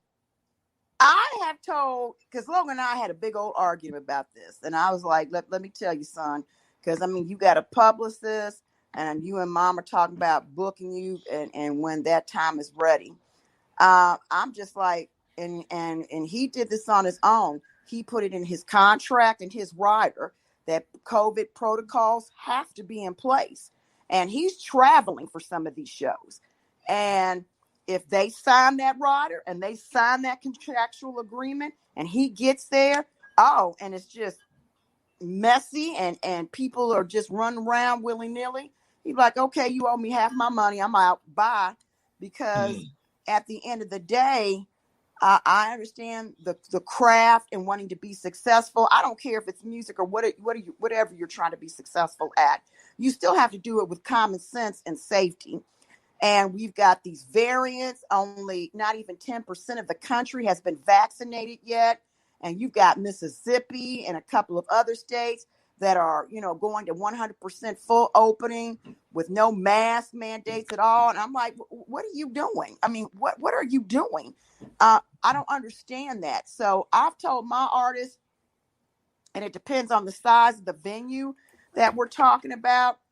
These are the things that I suggest you put in place as your booking agent. And if you know that they're not practicing protocol and they're not being safe, if you still want to play the venue, okay, I'll see about booking you there. But then I'm going to put an amendment in my contract that you go to this venue knowing full well that they do not have COVID protocols in place. And then you do you, because that's why I'm an LLC, to protect myself legally, so that we know that if I book you there and something happens, you get COVID, or one of your band members gets COVID, or somebody on your team gets COVID, don't come back looking here. Yeah. Because you're right. You wanted to do that. Yeah. That makes a lot of sense. I was just going to pivot just a little bit, but I was also wondering, Heidi, what you thought about the fact that we had a major person that got a lot of accolades and did a lot of things going on in society when she did the poem and everything. But then she recently got tailed by a security guard and was while she's walking home. And I was just wondering your thoughts about this, because like I said, this is a young woman who's 22 and was tailed by a security guard recently, like in the last day or two, because they thought that she looked suspicious. This is a woman that has actually been, did that wonderful poem at the inauguration, but the security guard apparently tails her because they thought that she looked suspicious. And as a matter of fact, what she says is a security guard tailed me on my walk home tonight. He demanded if I lived there because you look suspicious. I showed my keys and buzzed myself into my building. He left with no apology. So I think this happened like within the last day or two. And she said, this is the reality of Black girls. One day you're called an icon, the next day a threat. Later on Twitter, she added, in a sense, he was right. I am a threat to injustice, to inequality, to ignorance. Anyone who speaks the truth and walks with hope is an obvious and fatal danger to the powers that be. A threat and proud. I totally agree with that. And the scary thing is the conversation I had with my son at age 10, about racial profiling and what's going to happen, not if, when it's going to happen, how you conduct yourself. Yes, sir. No, sir. If it's a female police officer, yes, ma'am. No, ma'am. Your hands on the wheel. If they ask for your insurance, you say, officer, my insurance is in the glove compartment. May I go get it? And while I know that's demeaning, because police officers are paid through taxpayers' money and government grants and mandates. So technically, any police officer in any city where I pay taxes is employed by me. And I am, in essence, your boss. And there should be a professional, respectful relationship between the two, but it's not. I had that conversation with Lauren. And, you know, I'm like, you're a pretty girl, you're an intelligent girl, you have a 3.5 GPA, you take honors classes, you're in color guard, you have your own blog, but that police officer doesn't know that. Yeah. You know what I was going to add to that too, because the powers that be, the powers over the powers that we normally see, the people on the top, this young lady is such a threat, like she said. But was that accidental following her home, or were they sending a message to her? That's my theory. See, I don't think things like that are by accident. No, Security guard, it was on purpose to intimidate her, but they played it off to be like, oh, well, this is a mistake. We thought you were somebody else. When in reality, they knew exactly who this young lady was, because everybody in the world knows. So there's not a security guard in the world that doesn't know who this person is, especially if there's a security guard in her neighborhood, because it was all over the world. So this BS about, oh, you know, I'm sorry, we made a mistake. No. I ain't buying that. Because that's how it started with Malcolm. That's how it started with Medgar. That's how it started with all the people that we love that were assassinated. It started with this fake, oh, well, I'm not really sure who you are. But see, tailing someone is just that. He was stalking her. Yeah, she was definitely, I agree with you. And one of the things that she said, in addition to when this incident happened earlier this week, was she acknowledged that she was another victim of racial profiling. The incident, she added, was evidence of a contradictory society that can celebrate a black girl poet and also pepper spray a 9-year-old, recalling how the police arrested an African-American child in Rochester, New York last month. And I actually, just yesterday, I was watching, because we had a film festival. And of course, the film festivals have gone virtual now as well. I think we were talking about that the last time you were on, Heidi. And two of the film festivals that I've been involved in were Nevermore at the Carolina Theater, which is about horror and fantasy and things of that nature, but also the Hayti Heritage Film Festival. And they actually showed a film that's got a title that we used to go by in terms of the names that we use. So the name of the film, and I'm just saying the name because that's the name of the film, is Negroes. And but it's about the reflection of a 14-year-old in Liberty City. And he was talking about how they used to do these whole bicycle things and like a parade around MLK and all of that. And in the last 2 years, both last year, I believe it was, and the year before, there was incidences where the police actually launched violent attacks against, as well as some of the residents of Miami, launched attacks against these young folks and everything. And they were actually talking to the mom in the documentary. And I remember the mom saying what you just said, that she talked to her son, a gentleman who's actually is aspiring to be a waste management person. And a lot of folks would say that might be not the greatest aspirations, but he actually organized a cleanup at his young age. So he's actually doing something about what he wants to do, because there's a lot of pollution in Liberty City as well, because a lot of the other parts of Miami just see that as a dumping ground, that they can just dump their garbage there. So he actually organized a cleanup, and that was part of what the storyline was about. But I was very moved when I saw the mom sitting on her porch there in Liberty City, saying that that's one of the things that she does is tell her son and guide her son into how he should be dealing with the cops if he's approached by the cops. Mm-hmm. I had that same conversation with Lauren, because she's got her driver's license now. She's saving money to buy her first car. She's almost at $1,000. So we told her, when you get your $1,000, we'll match you so that you can get your first vehicle. And as she gets older and gets more independent and away from us, and she wants to go to college, she wants to act and sing, but her passion is veterinary medicine. So she wants to be a veteran. So we're looking at schools now for her, and because she doesn't want to be at home. You know how that is. And we were like, well, you want to go to school? She goes, can I go to school more than 3 or 4 hours away? I'm like, we'll discuss that. But I mean, you know, I had that conversation with her, because it's not just our black and brown boys anymore. It's our black and brown girls. They are a threat now. And I mean, and when you think about it, when you look at history, there's always been a culpability of people disrespecting and raping and demeaning and deminimizing black and brown women. and whether it's from our own men or whatever. And I don't understand that regardless, because we give birth to you all. You all cannot be without us. Yes, it takes two to tango, but once that tango's done, we the ones who carry you for 9 months or 40 weeks. So God forbid if anything happens to us, babies don't necessarily come into the world. And I'm not saying that for people to like kiss my behind, but I'm just like, I don't understand the degradation, not only of Black and brown men, but especially of Black and brown women. I don't understand where this hatred comes from for women. But I had to tell my daughter, I said, Lauren, I never thought I'd have to have the conversation with you. Granted, you're 16, you're a little older than when I had the conversation with Logan. But I tell Black and brown parents, you got to start the conversation with your girls. Early, yeah. You got to come through. Got to.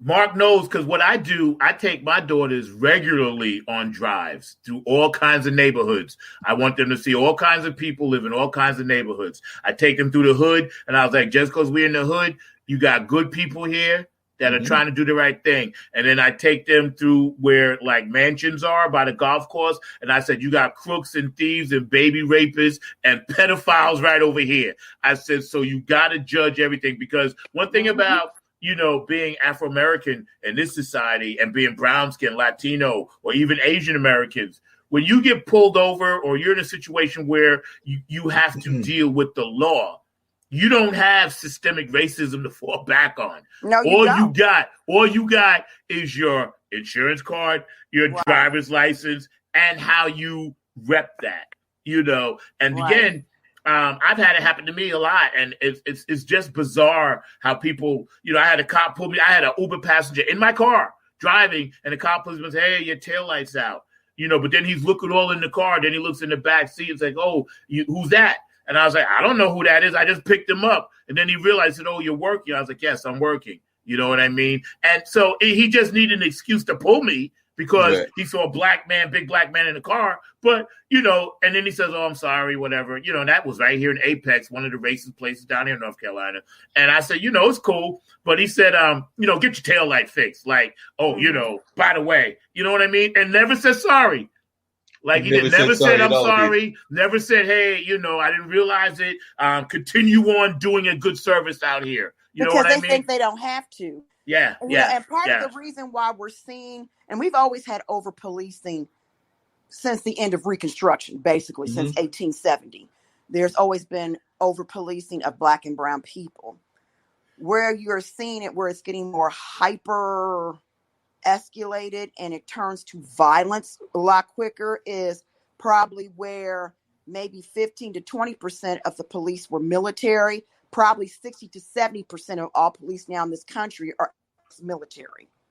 Because they felt that gave them the edge. But while they were hiring ex-military, a lot of police departments, because of funding, no longer do background checks. Yeah. They no longer do the 10-year background checks and the behavioral profiles to make sure folk are in their right frame of mind. Because I know in Kansas City, they stopped doing police profiling. And the behavioral background stuff, it'll be almost a decade now. And they had to stop because it was costing them $3 million a year to do it.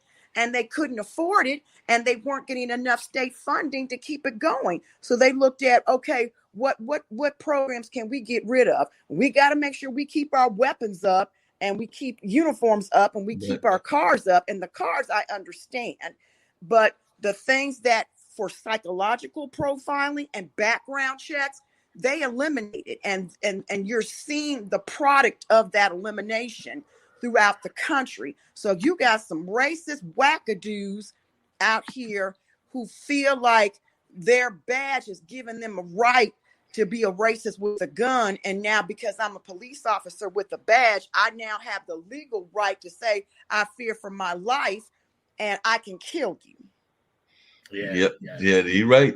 But I would argue that the over policing has actually been going on since the overseers days, since we know that policing and the prison system actually literally came out of the prison system. I mean, came out of the slavery system and all of that. So I would argue that the over policing has been going even further than you were giving it credit for. I think it's been going on since the beginning of the country, pretty much, and everything. So I think that there's been and talking about prisons.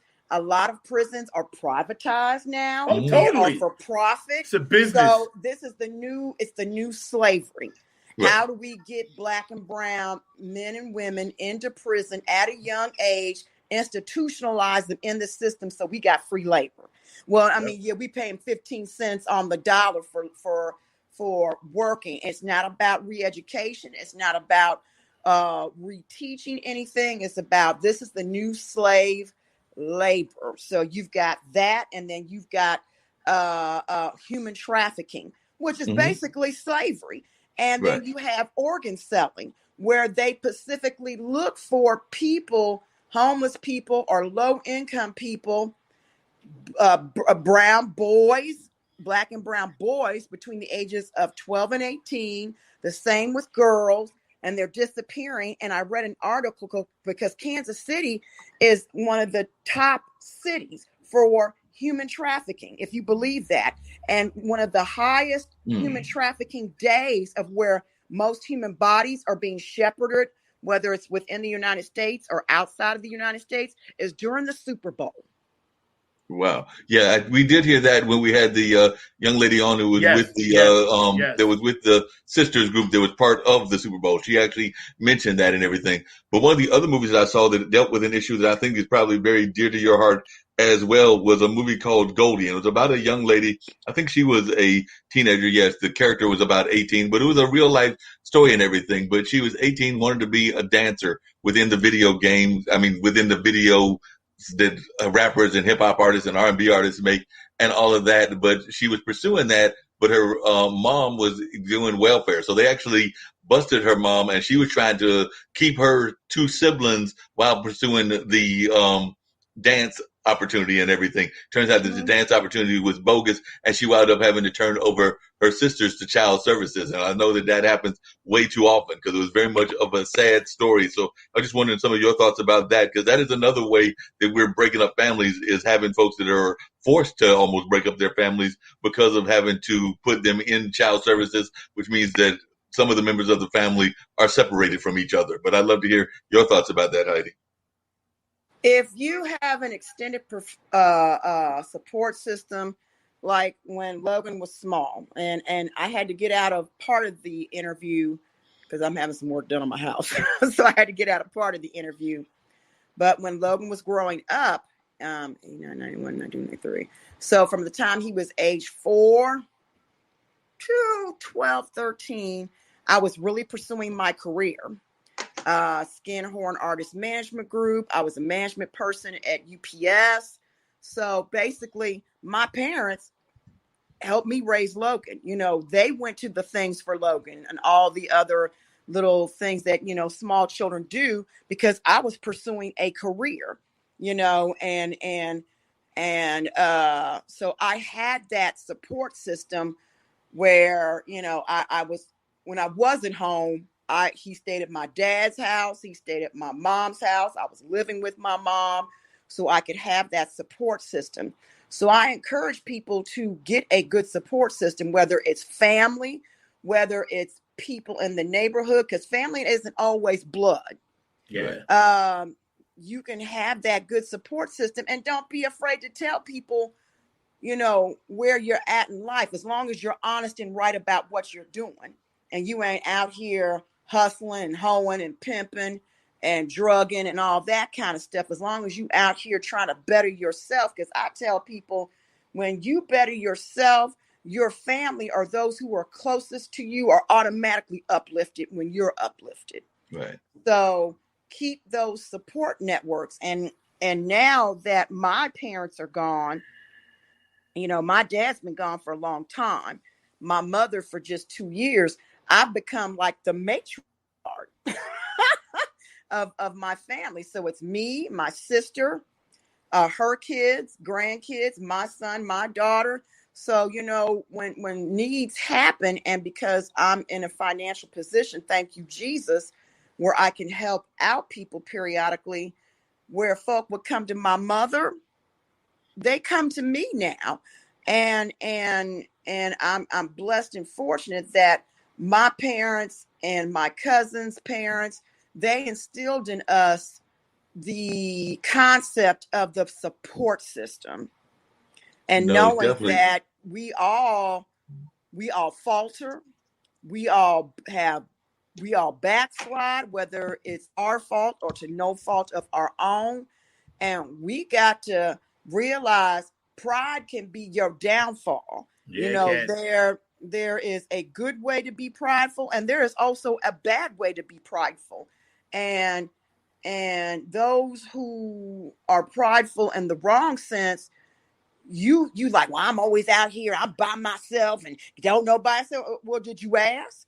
Did you reach out? Well, when you said that Well, told that me was right there.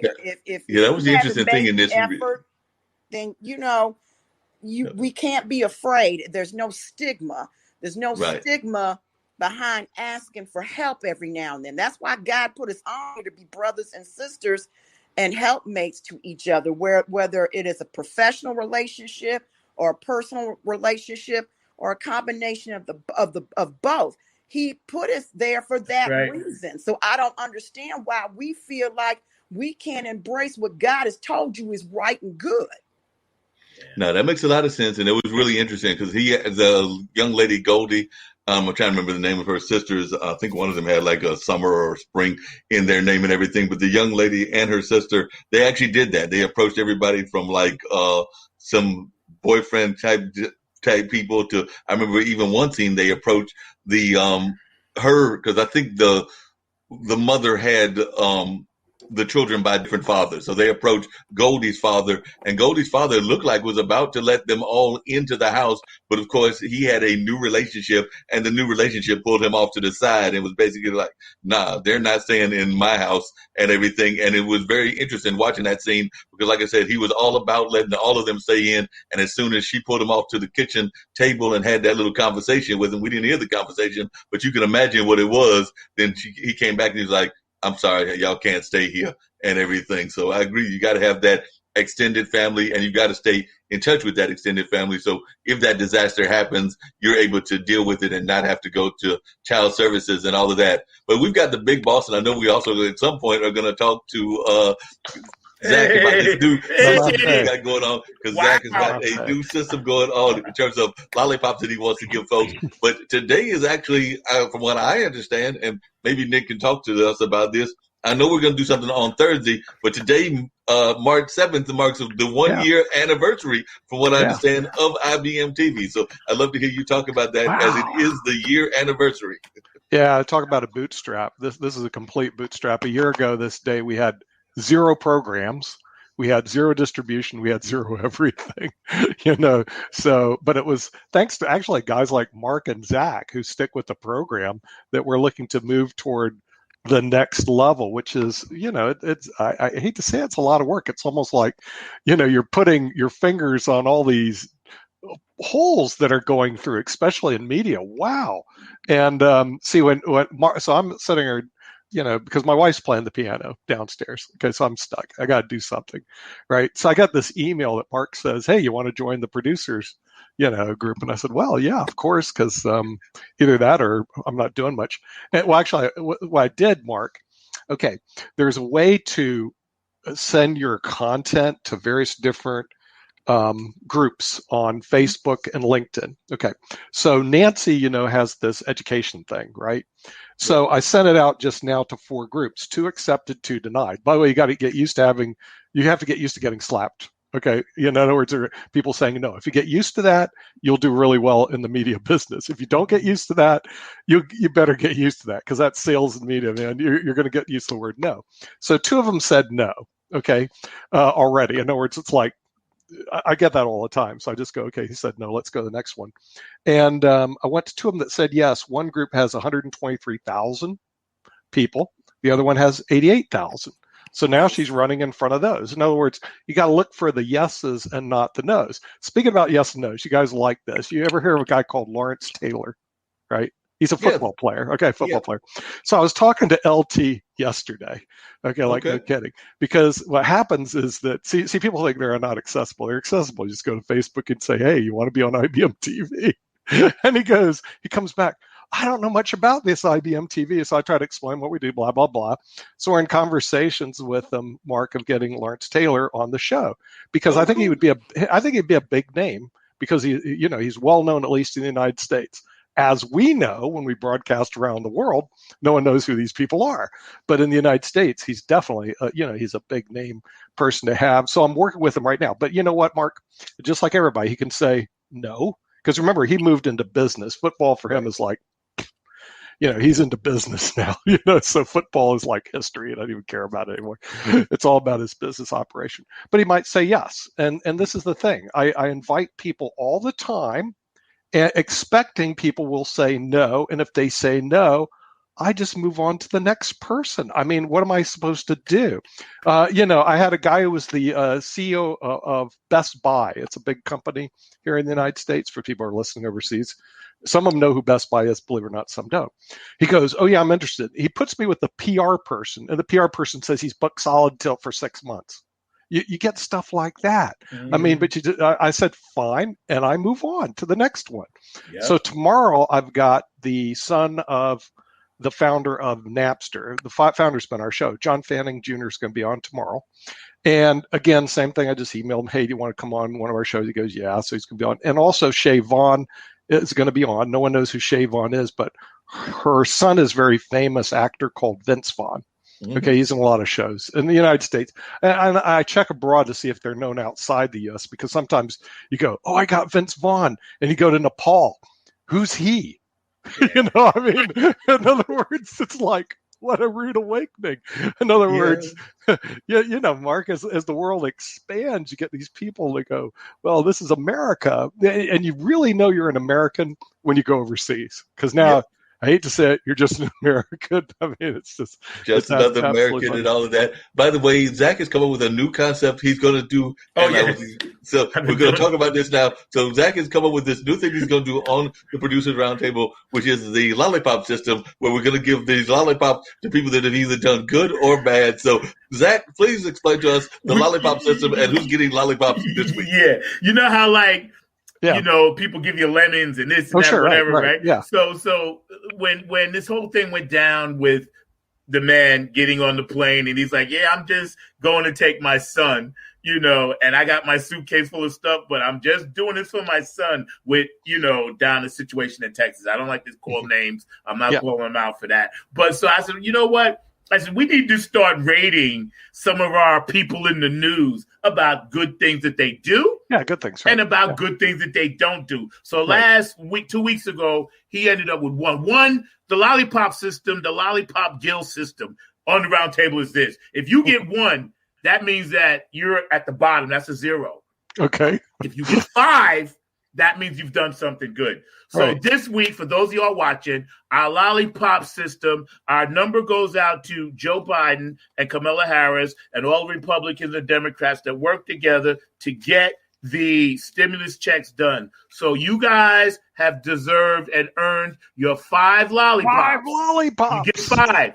So make sure you get those stimulus checks to people that need them, because we need them. So to our government, finally, you get 5 lollipops. Wow. It goes out to you, all of you out there that help make this work. I am proud of you. Continue to do great things for us as a country. And then next week, we'll have another lollipop award. Wow.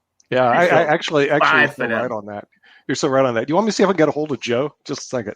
Yeah, 5 on Kamala. That. Hey, Kamala.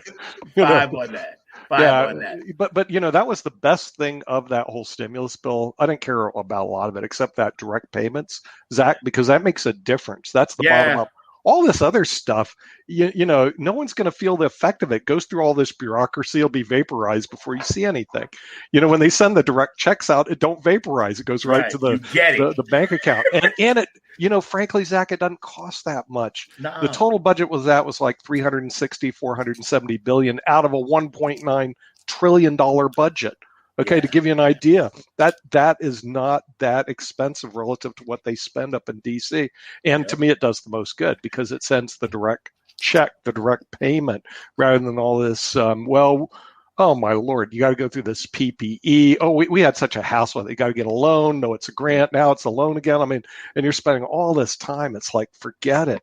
It's just not very effective. The direct payments, no questions asked. They're sent out. I kind of like that that whole idea. Nick, I have to ask you, and Mark too, you can chime in, but I want to ask you, Nick, because I haven't talked to you in a minute. But thank you for all your hard work you do. It's been a year. May's coming up on my anniversary with y'all, so really, wow. I'm juiced, man. But so check it out. The elephant in the room, and Heidi, you too. The elephant in the room. Let's address that really quick. Vaccine, yay or nay? Yes. Well, yeah, I want to get mine. Okay, my wife's already had 2 shots, but she's older than I am. She's like in her 70s. I'm a 60-year-old pup, 60-plus-year-old pup. So I haven't got mine. But yes, I do want the vaccine.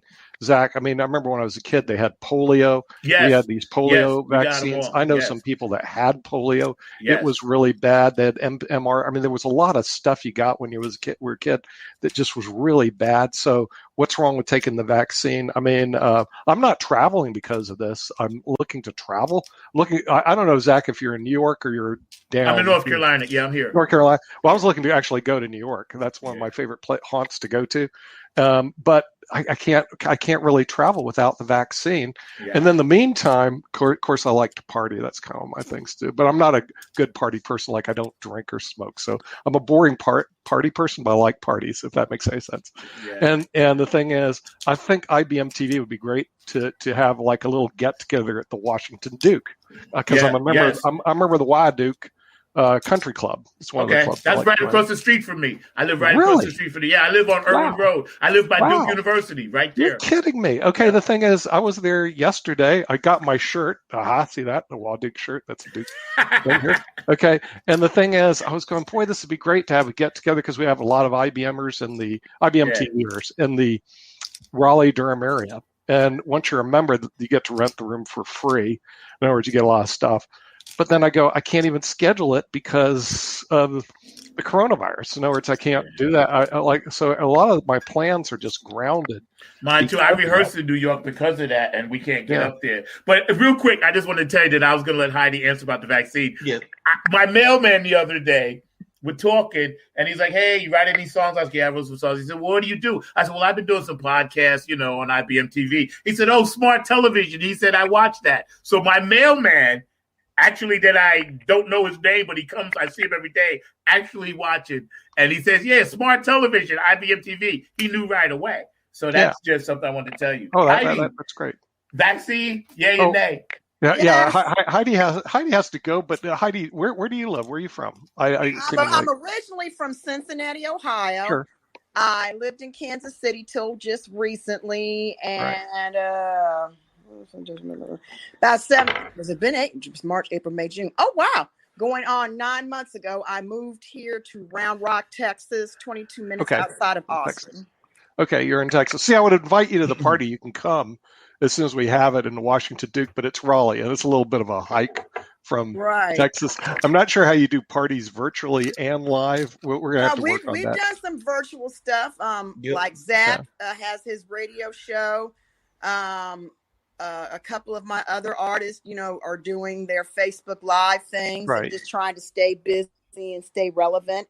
My son, who was a guest on the show, he's doing a couple of very targeted shows, just trying to get the feel of what's going on out there. And matter of fact, I've got a call here in about an hour with a talent buyer out of North Carolina. He's on XOD on demand with my promotions partner, and he's been seeing what I've been doing, and so he's like, I need to talk to you about some paid work for your artiste. So that includes Zack. So I'm gonna talk to him in a smidgy bit and see what he's talking about and what his plans are for like second, third, fourth quarter 2021 going into 2022, and to see how this will work and be relevant and be lucrative for everyone to start, doing shows or virtual events, that can make folk money, keep everybody relevant,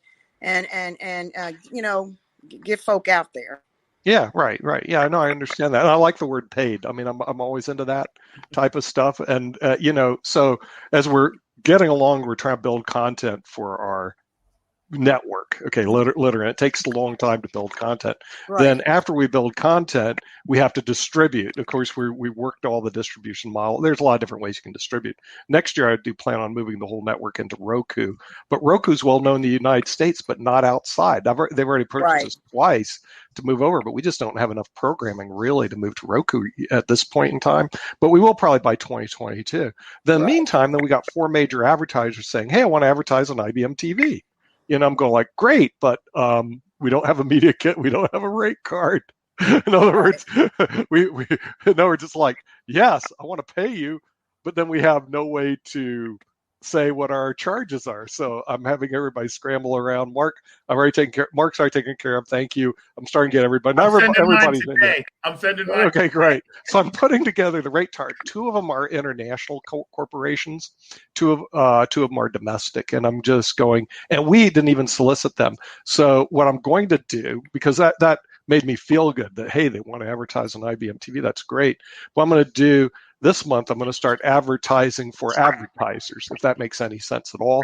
So by pushing our media and our media kit out on the market space, so we'll get some advertisers. I like advertisers because they pay. I don't like it because they disrupt your program. In other words, you don't have any he'll pay us, we're down for it. And I don't think me and Zack have any problem. As a matter of fact, it's about monetization, how you can make money. Now, a word from our sponsor, even though it's going to disrupt the whole flow of the program, just a minute, they pay the bills. Black. Right. And then Zack's already got some ideas of some people that he would like to be sponsoring because they are big time fans of his and everything. So he's got some folks that he wants to sponsor different things that he's involved in. I do it at the halfway point. Like, that's what I do. Okay, we're going to take a break, and now we're going to, you know what I'm saying? So it is, Nick, you're right on point, and thank you for working hard to get this done. So we appreciate that.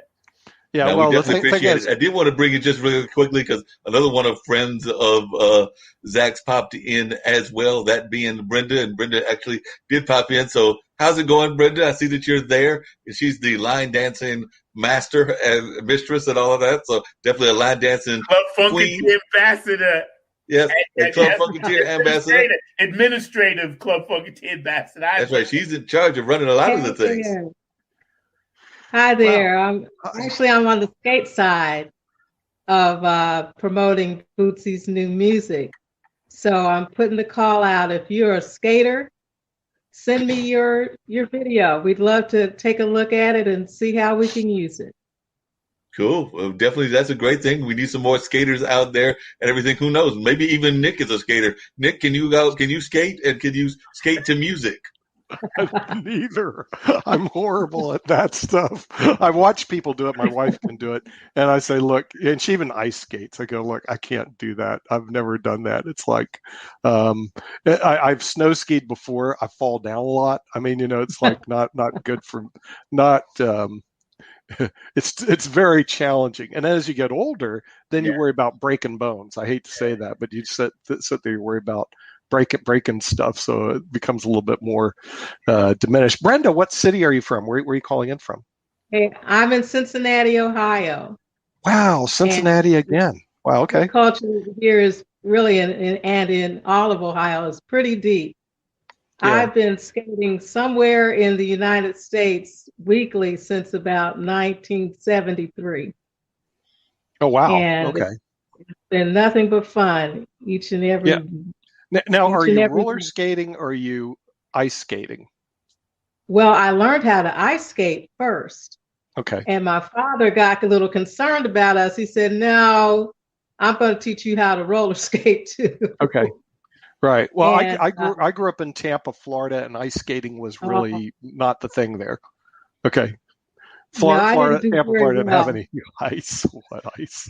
No, but they probably did some roller skating in Tampa, along with the bicycling and a number of other things. So I'm sure there was some skating going on. There is. One of the things that I was curious about, and Zach and Brenda can answer this one, is this event that the Funk Ball, is it actually going to happen this year, and is it going to be a real one, or are we going virtual this time around? Because I'm not 100% sure whether we're going virtual or real. So is it going to be a in person?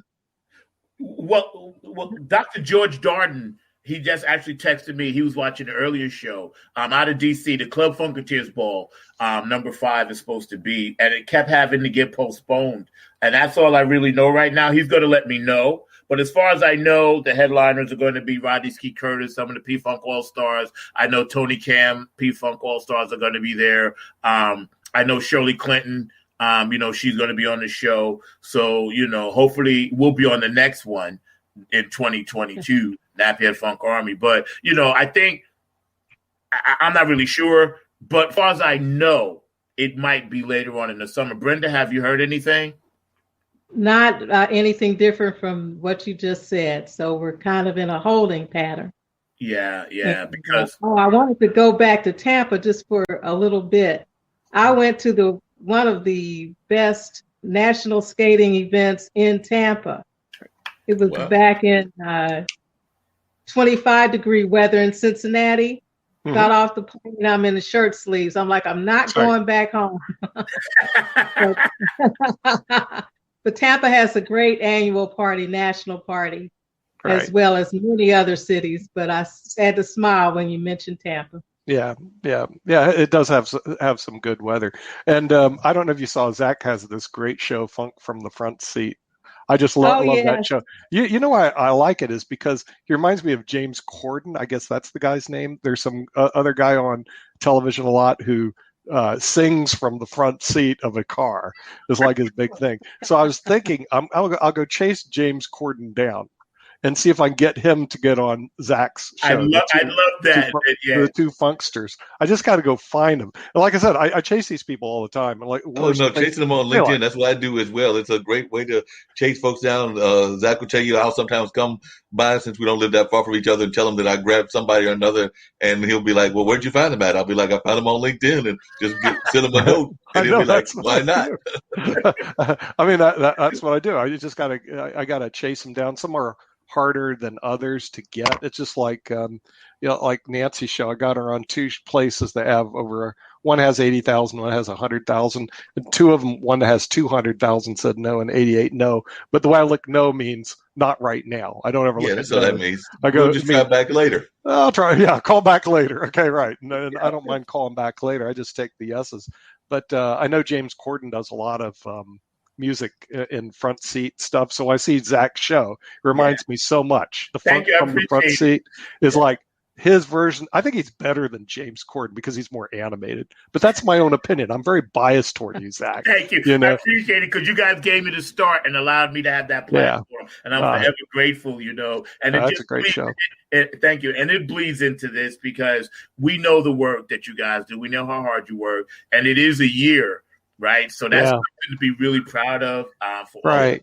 Well, yeah. I mean, you basically survive. I mean, some of it is like survival, and then some of it for me, because it's not stuff I do, is half the stuff that goes on I don't understand about all the technology that goes in just to making the show and distributing the show, and all the different mechanisms it goes through, and all the websites it tracks to, and all the stuff. I mean, it's when you look at it, you're going like, "Are you kidding me?" Zack is the bomb. You have your fan club. He's the guy that does my website. Really? Yeah. Well, the thing is, like I said, that's one of my favorite shows. So, and part of the reason I watch IBM TV, some of the shows I like better than they have on regular TV. I'm sorry. It's just, I go over here to watch them because I go to the other television, not so exciting. Then this one, I got some exciting shows to go to. So, matter of fact, we've got a new show, I think, that just recently got added. I know Dr. Anthony has recently been added, but I think you also added a show that deals with kind of security and things of that nature. So, Yeah. Nick, tell us a little bit about what Rex has got going on. I know he's got the Yeah, same last name, like I but we're said, not related. Hey, Mark, if I knew what was going on in our network, I don't know half the stuff that's going on. So I can only go what I understand, because there's a lot of people that work behind the scenes. I'm glad that they do, because from what I understand, he's doing a cyber talk show. Yes. And I think it's once a week right now on the IBM TV network. The whole area is pretty popular, cybersecurity and people breaking into cybersecurity and all that other stuff.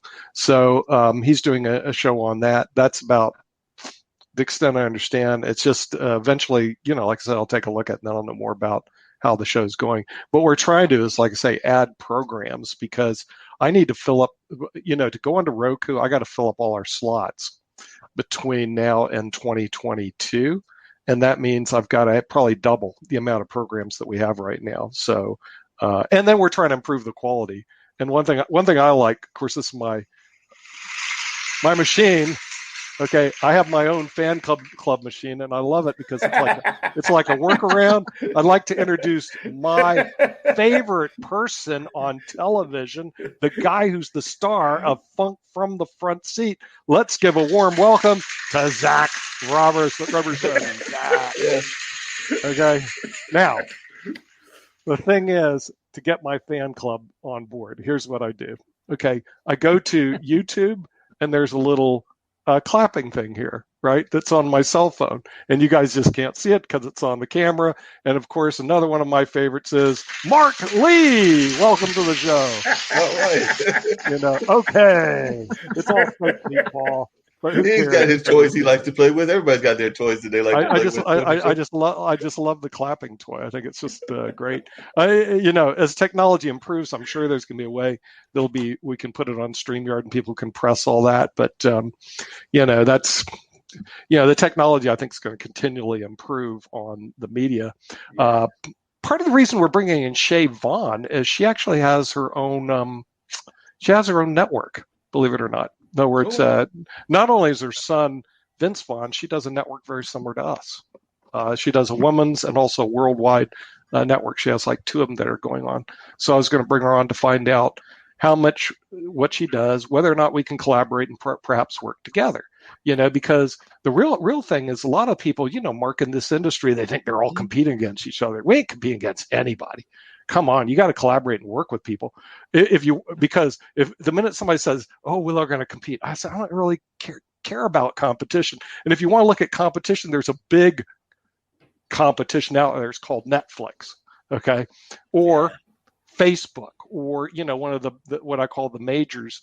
And all the small guys, if they all work together, they may do well against one of those majors. But I'm just telling you, the thing is, I look all the demographics, and we're not really a Netflix. We're not really a Facebook. We're not really a YouTube. We're like in this world into itself.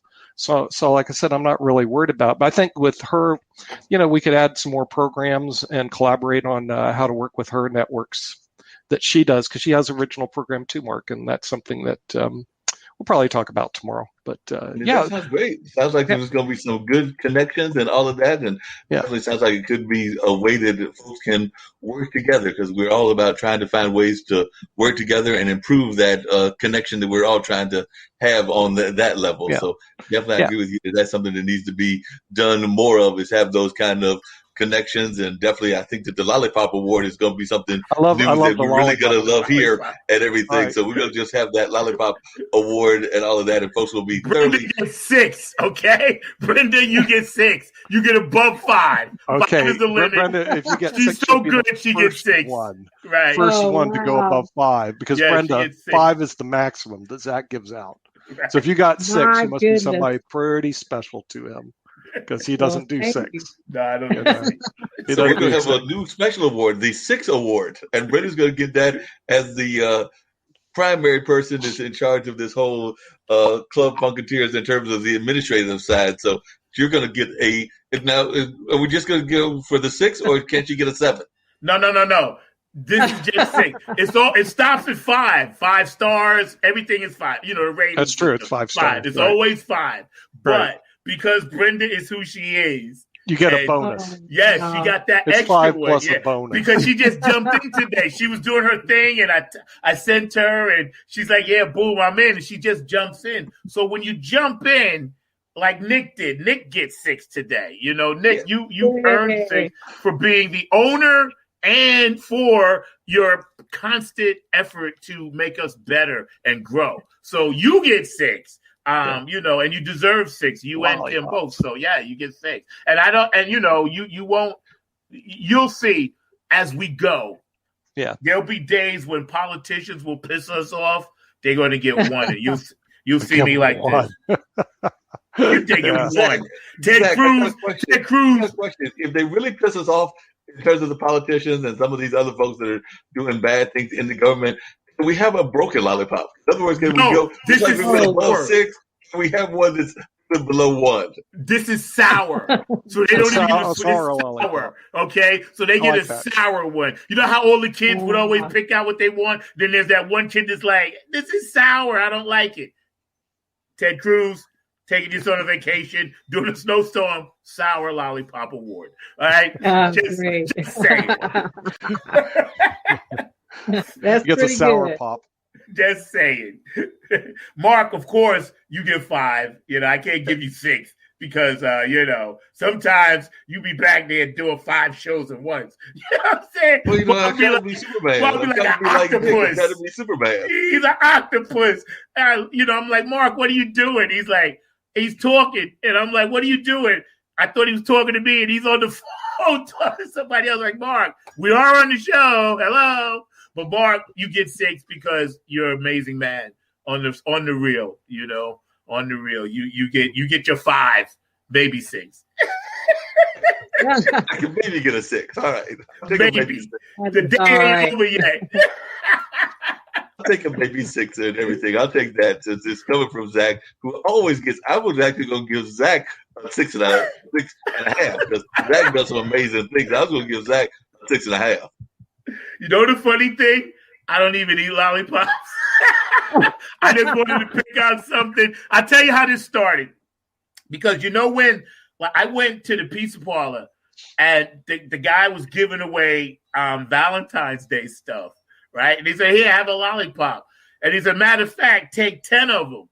You know, he gave me just this whole bag. So I was like, man, they're sitting around my house. What could I use it for? So then I was trying to figure out how we on the round table can have some humor because we've been under so much negative stress. So, you know, last week, the week before that, Nick, you've been watching, Mark and I have been having some humor with the show because we need humor in the midst of the smart TV information. I think that's important. So, you know, we just came up with a little something. I was like, you know what, Mark, we're going to do this. So just to keep it different, but it's fun. It makes me laugh. And I think about it during the week. Don't poo-poo the Lollipop Award, y'all out there in the audience. No. And for those of you in other countries, don't poo-poo it, because I will definitely get other countries too. So, Ankit, you better tell them. Ankit right now, Ankit got 3. They got lollipops in India. He's at 3 because he hasn't called me in a long time. So, Ankit, you at 3 lollipops. You better get up to 5. I'll give him a rough time next time. Let him know. Yes. Back, you know. So the thing is, the Lollipop Award. Yeah, you know, the thing is, see, the awards thing, that I think we did one in December. Yeah, we did. I'm talking to Paul because we're going to do International Day of Peace again. Yeah. That's coming up like in September. I said, Paul, you know what we should, because he heads up the International Day of Peace. He takes out this whole area of Times Square. I don't know how he gets it, but he gets the whole Times Square and all these people to show up. I mean, he's kind of amazing. But I said, we got to do an International Day of Peace awards ceremony because so I'm talking to him right now to do another award ceremony because I don't want to wait till December 30th to do another award ceremony, you know, but we could do an International Day of Peace award ceremony. I'm waiting for him to get back with me, but Zack, you could do the Lollipop Awards every Sunday. Yes. You know? That's a regular thing now. That's a regular thing. Idea. That's good. Thank you. That's a regular thing, you know, and I'm working on something for the bobblehead award. I haven't figured it out yet, but I'm working on my bobblehead award because you know what it is? I got all this stuff in my apartment and I live alone, right? So I was like, okay, I got to utilize some of this stuff and put it into the shows and come up with ideas or whatever. But yeah, thank you, Nick. I will continue this, and I'll definitely let everybody know on Sunday this person is getting this. Okay, the Lollipop Awards. So they're going to get the Lollipop Award now. Yeah, because Mark, we did some research on the award ceremonies are big. That's the reason they had the Golden Globe Awards. That was pretty big. We were bidding on the Family Film Festival Awards. It was picked up by Real Z, and so I had to go. I don't know who Real Z is, but then I went and looked at them. They have 68 million followers and subscribers. I was going, well, we can't compete with that right now. That'll be a while, but they're going to do the Family Film Awards. Homestoner brought the deal over to them. We were entertaining it, but we're just not big enough yet to do that. Lollipop, we could do the Lollipop Awards. Yeah, well, we've got the Lollipop Guild apparently. Lollipop Guild. Yeah, got the Lollipop Guild going on and all that. Lollipop Guild. Got a whole Lollipop Guild happening and all that. That could be amazing. And we do need some humor, so I'm glad we're having this humorous kind of moment and everything. You know, my friend Brian actually asked a question on his show. And I'm going to actually throw it on our show as well. And by the way, he's thinking about doing a voice revive. And by the way, he's the guy that did the Halloween party for us. And he's going to do a voice revive celebration in San Diego. I think in 2022 is when they're planning on it. They've already asked me to possibly join them out there and do some MC work for them and all of that. And I'm going to make sure that Zack gets a funk band, his band, to play for it and everything, because I told him that I can't come unless I'm bringing my friend with me and everything. So we're going to go that would make sense. But right now, here's the thing with that. It's a question of who's going to sponsor us? How can I get to New York and Philly and finish your music and rehearse? And it's basically the last three things. But what I was going to say, Nick, to add on to what you're talking about, IBM, also, too, I will be back out this summer doing the Out and Abouts. Okay, I got the information. Yeah. Kim sent it to me, right? And I'm just trying to figure out the best time to do it. But I think it's going to be a necessary part of what we do. Yeah. Because people have so much to say now, I'm sure. Right. Last time it was about the protest and we were out and about doing it and we had a lot of footage on that. And that was what it was. But this time we're coming out of this thing. And I am so curious to talk to people. There was a mask burning in Iowa. I don't know if y'all heard about that. That everybody brought their masks and they burned them to protest this. Yeah, it was crazy. They had this thing. Like, everybody bring your mask into place and just burn it. I would have liked to have been there because I would like to have known what prompted this. Right. Why did they do that? Does anybody know? They didn't realize the severity of this crazy flu. They just did it. And it's crazy. But out and about here, I'd like to get out and about and talk to some people and be like, hey, pro and con, I don't care what your opinion is. I just want information for our network.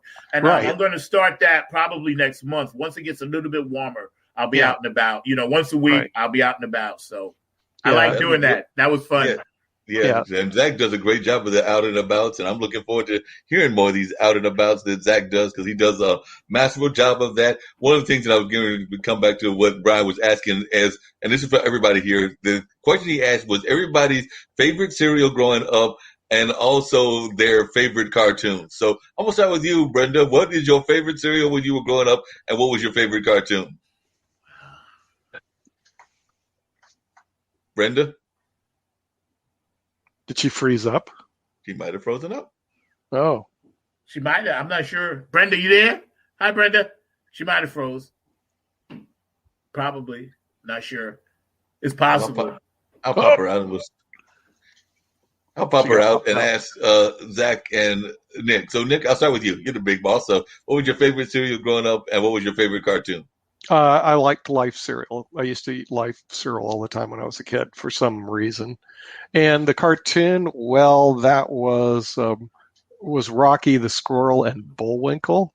Oh, yeah. I don't know why I was into Rocky the Squirrel and Bullwinkle, but I kind of liked that show when I was a kid. I remember when I had my tonsils taken out, the next thing my parents did when I was 3 years old, they handed me this Rocky the Squirrel and Bullwinkle, coloring book, and it made me happy. Don't ask me why. When you're 3 years old, Captain Crunch. Yeah. All right. I think Brenda's back, so I'll ask Brenda your. And I still got to get. Yeah, I got your cereal and your cartoon. Brenda, your favorite cereal and your favorite cartoon? She's frozen up again. He froze up again. But David answered the question. He said Captain Crunch and Looney Tunes. Captain Crunch, yeah. Right. Yep. Yeah, I'm here. All Hi. right, Brenda. So, I was asking your favorite cereal and your favorite cartoon. Yeah, I'm here. Favorite cereal, favorite cartoon. Looks like it froze on.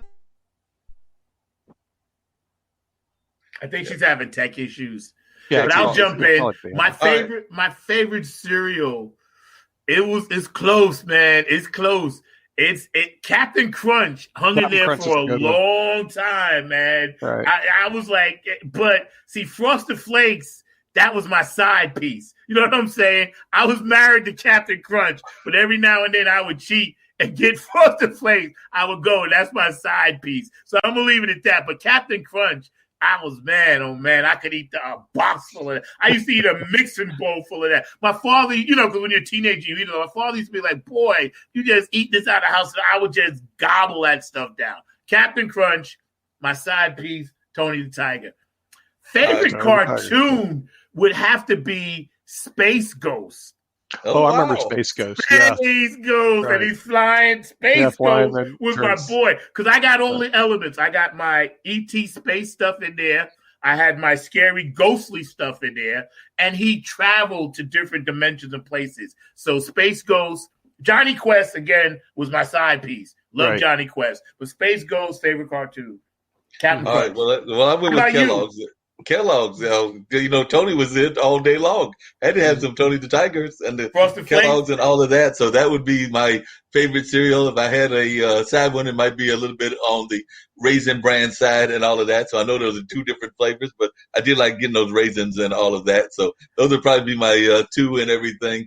And then in terms of the cartoons, I'll say the same one that I said on Brian's show yesterday, which is I was a big fan of Fat Albert. Yes, I like Fat Albert. And really, Fat Albert. Yeah, and then I like those that had like a gang of folks with them. So Fat Albert was one, and then my other one that was the side one and everything would be Scooby Doo. Scooby Doo. Scooby Doo was wide open. You know what I think my daughters, and they're 12, 15, I try to explain to them what it was like when this stuff wasn't on 24/7. I said, kids used to look forward to Saturdays when we were growing up. That was the thing. We and our parents knew it because they gave us that Saturday space.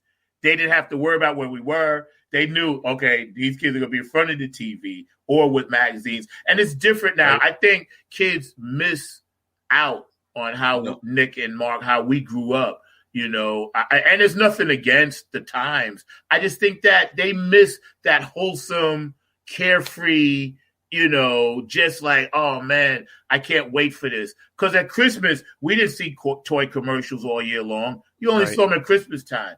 So I think kids nowadays, they got too much information and it's too much and they don't get a chance to enjoy the moment. They take a selfie and then they're looking at it, but like enjoy why you did it instead of just doing it. You know what I mean? Nick, I got a question for you and Mark too, because I told you we was going to talk about this, Mark. I know we got to roll out, but the cancer culture, Nick, which has really bothered me. Yeah, and Mark knows this is my pet peeve. Right. Okay. I'm fed up with it.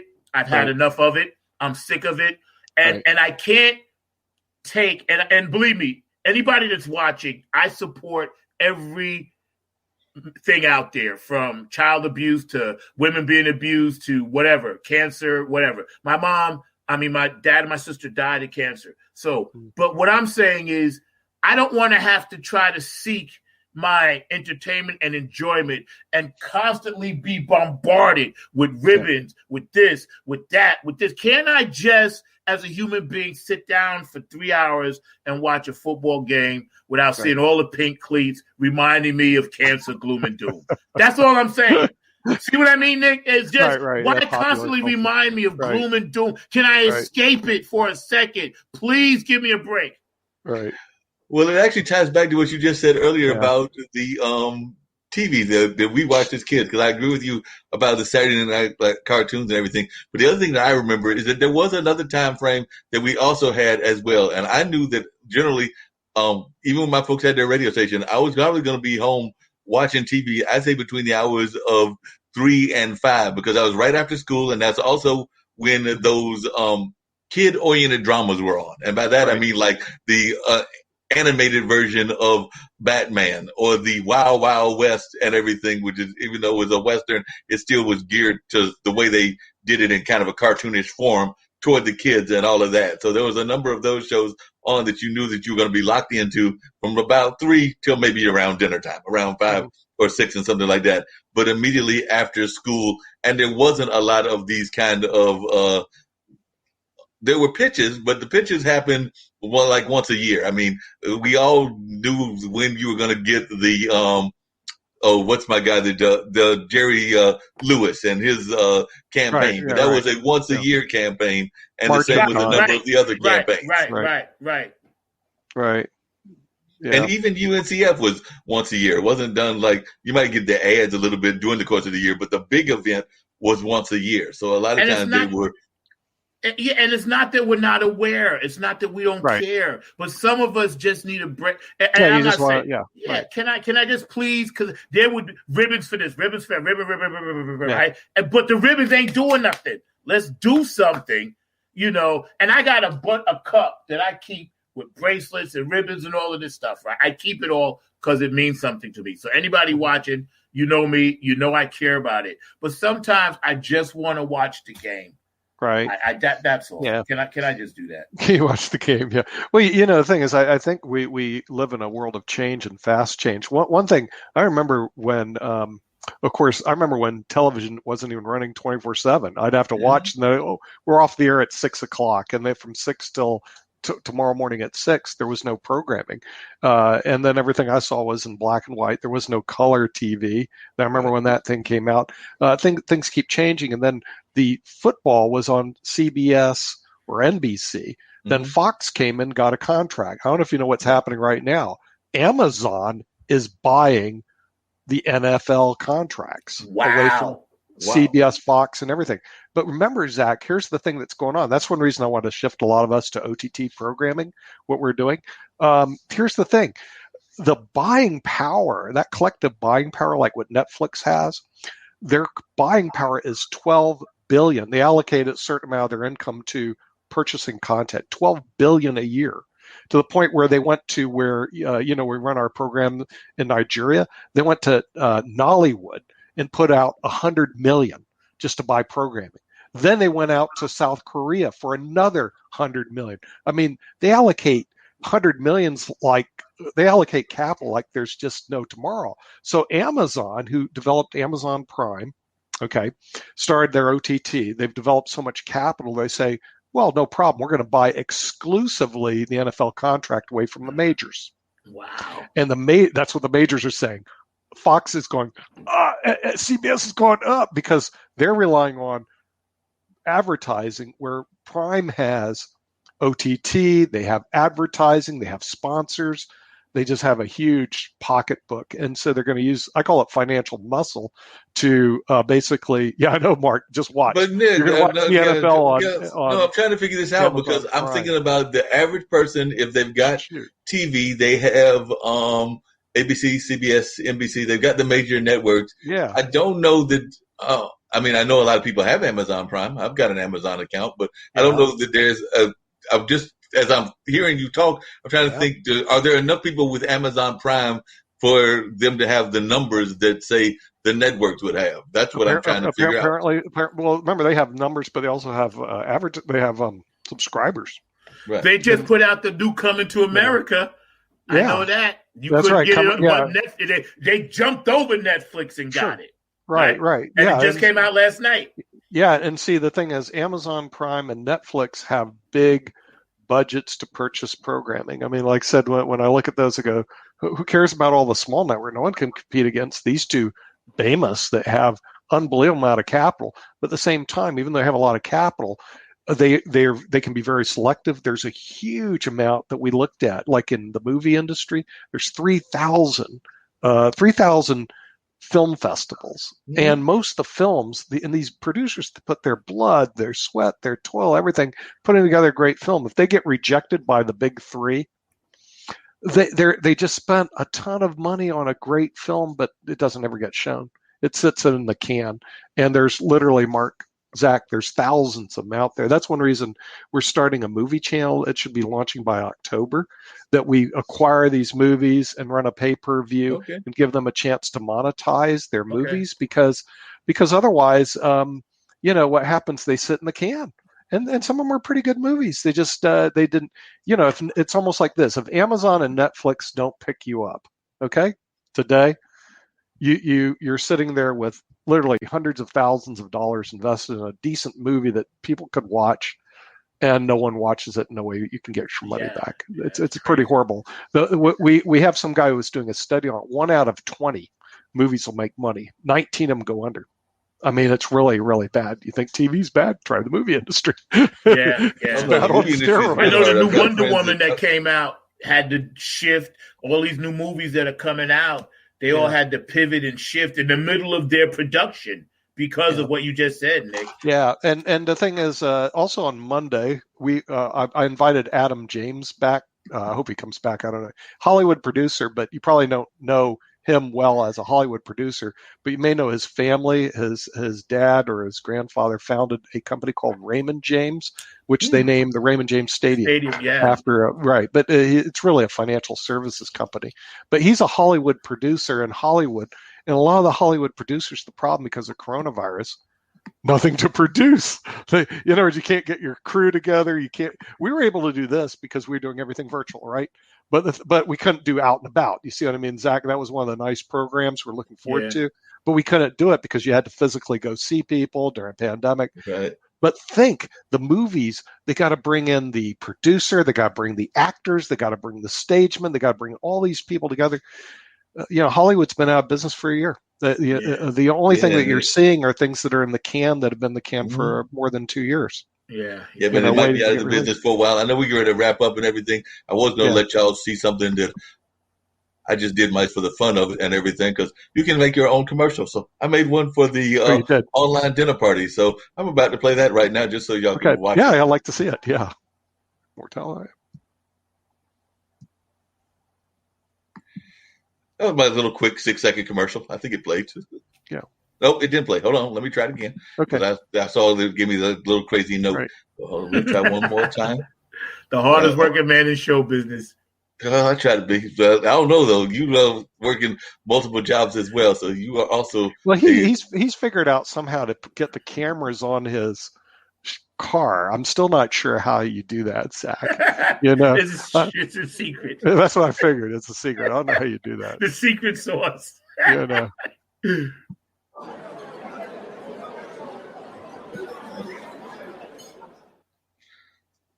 So that was just a little quick 6-second promo for the online dinner party. But there's people having an online dinner party, and there's text telling folks that they can watch me on the online dinner party. So that was our little quick commercial that I made myself on Wave. So like I said, I found a program called Wave and made it right there. So I'm experimenting, making my own little shows and everything. But there's a little quick online dinner party. I might try to make one for Zack as well.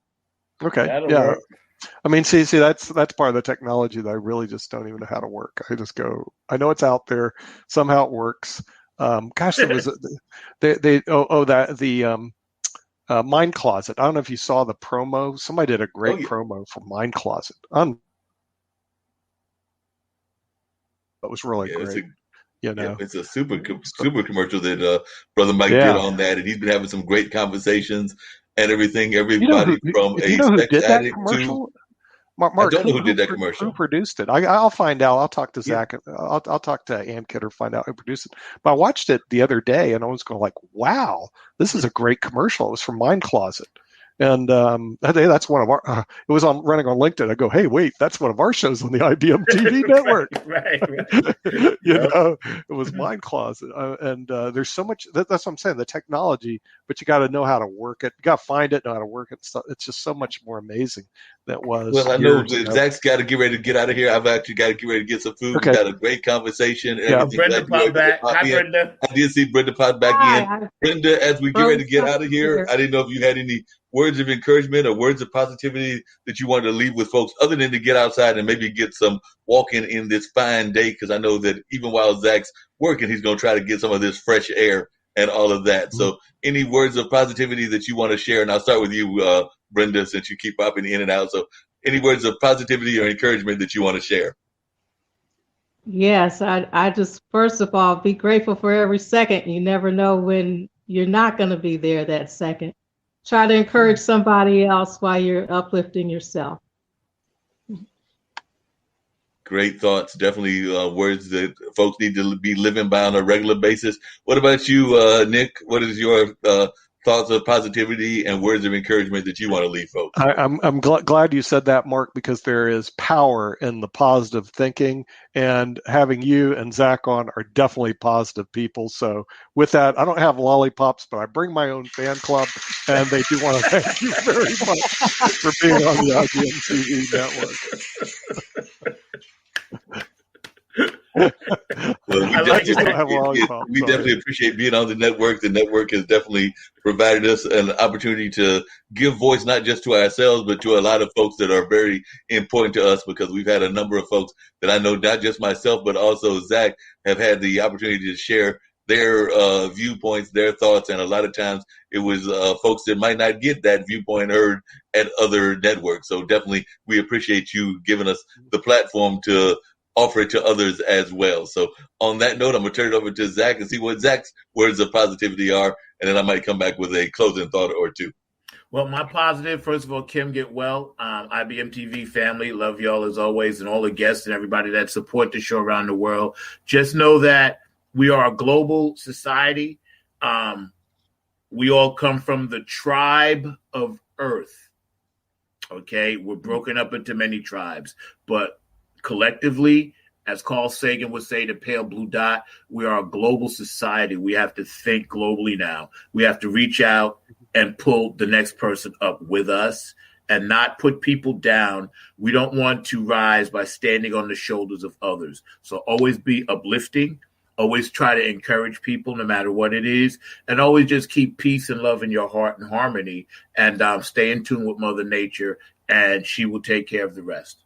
Namaste. No, I thoroughly agree with that, and I think that that's probably some good words to end on, because I definitely think that unity is what it's all about. Unity is definitely what we need to be having in this world. We've seen too much disunity here in the United States, but in other parts of the globe as well. So it is my definite hope that in 2021 and for the rest of 2021, as well as for the rest of the years to come, that we'll be finding ways to unify and to work in cohesion with each other and not working in ways of separation. So like I said, some folks may say that that's kind of like one of those John Lennon kind of like thoughts of the way he looked at the world and everything. But I say, why can't we live a kind of the attitude that John Lennon was singing about and that Michael Jackson was singing about when he was singing about the man in the mirror? A lot of these songs, as Zack would tell you, have also told us about the ways that we should be living the world. So as we think about this, let's live according to what a lot of folks have told us we should be living. And a lot of these messages are coming to us from the world of entertainment, whether that's music, whether that's movies, whether that's plays, or whether that's a number of other things as well. So definitely, I think that this is, as Zack is saying, healing time. So let's get some real healing done at this time. And on that note, I'm going to see if I can't find that ambassador and that plane and get us on out of here, because that's usually how we end this show and everything. Wow. So I'm going to see if I can't find the ambassador and the plane. Means that I might have to change our backdrop and everything. Love you, Brenda. Love you, Nick. On another one of the pages. It might be. We're definitely going to have the ambassador come on as well. So there's the ambassador.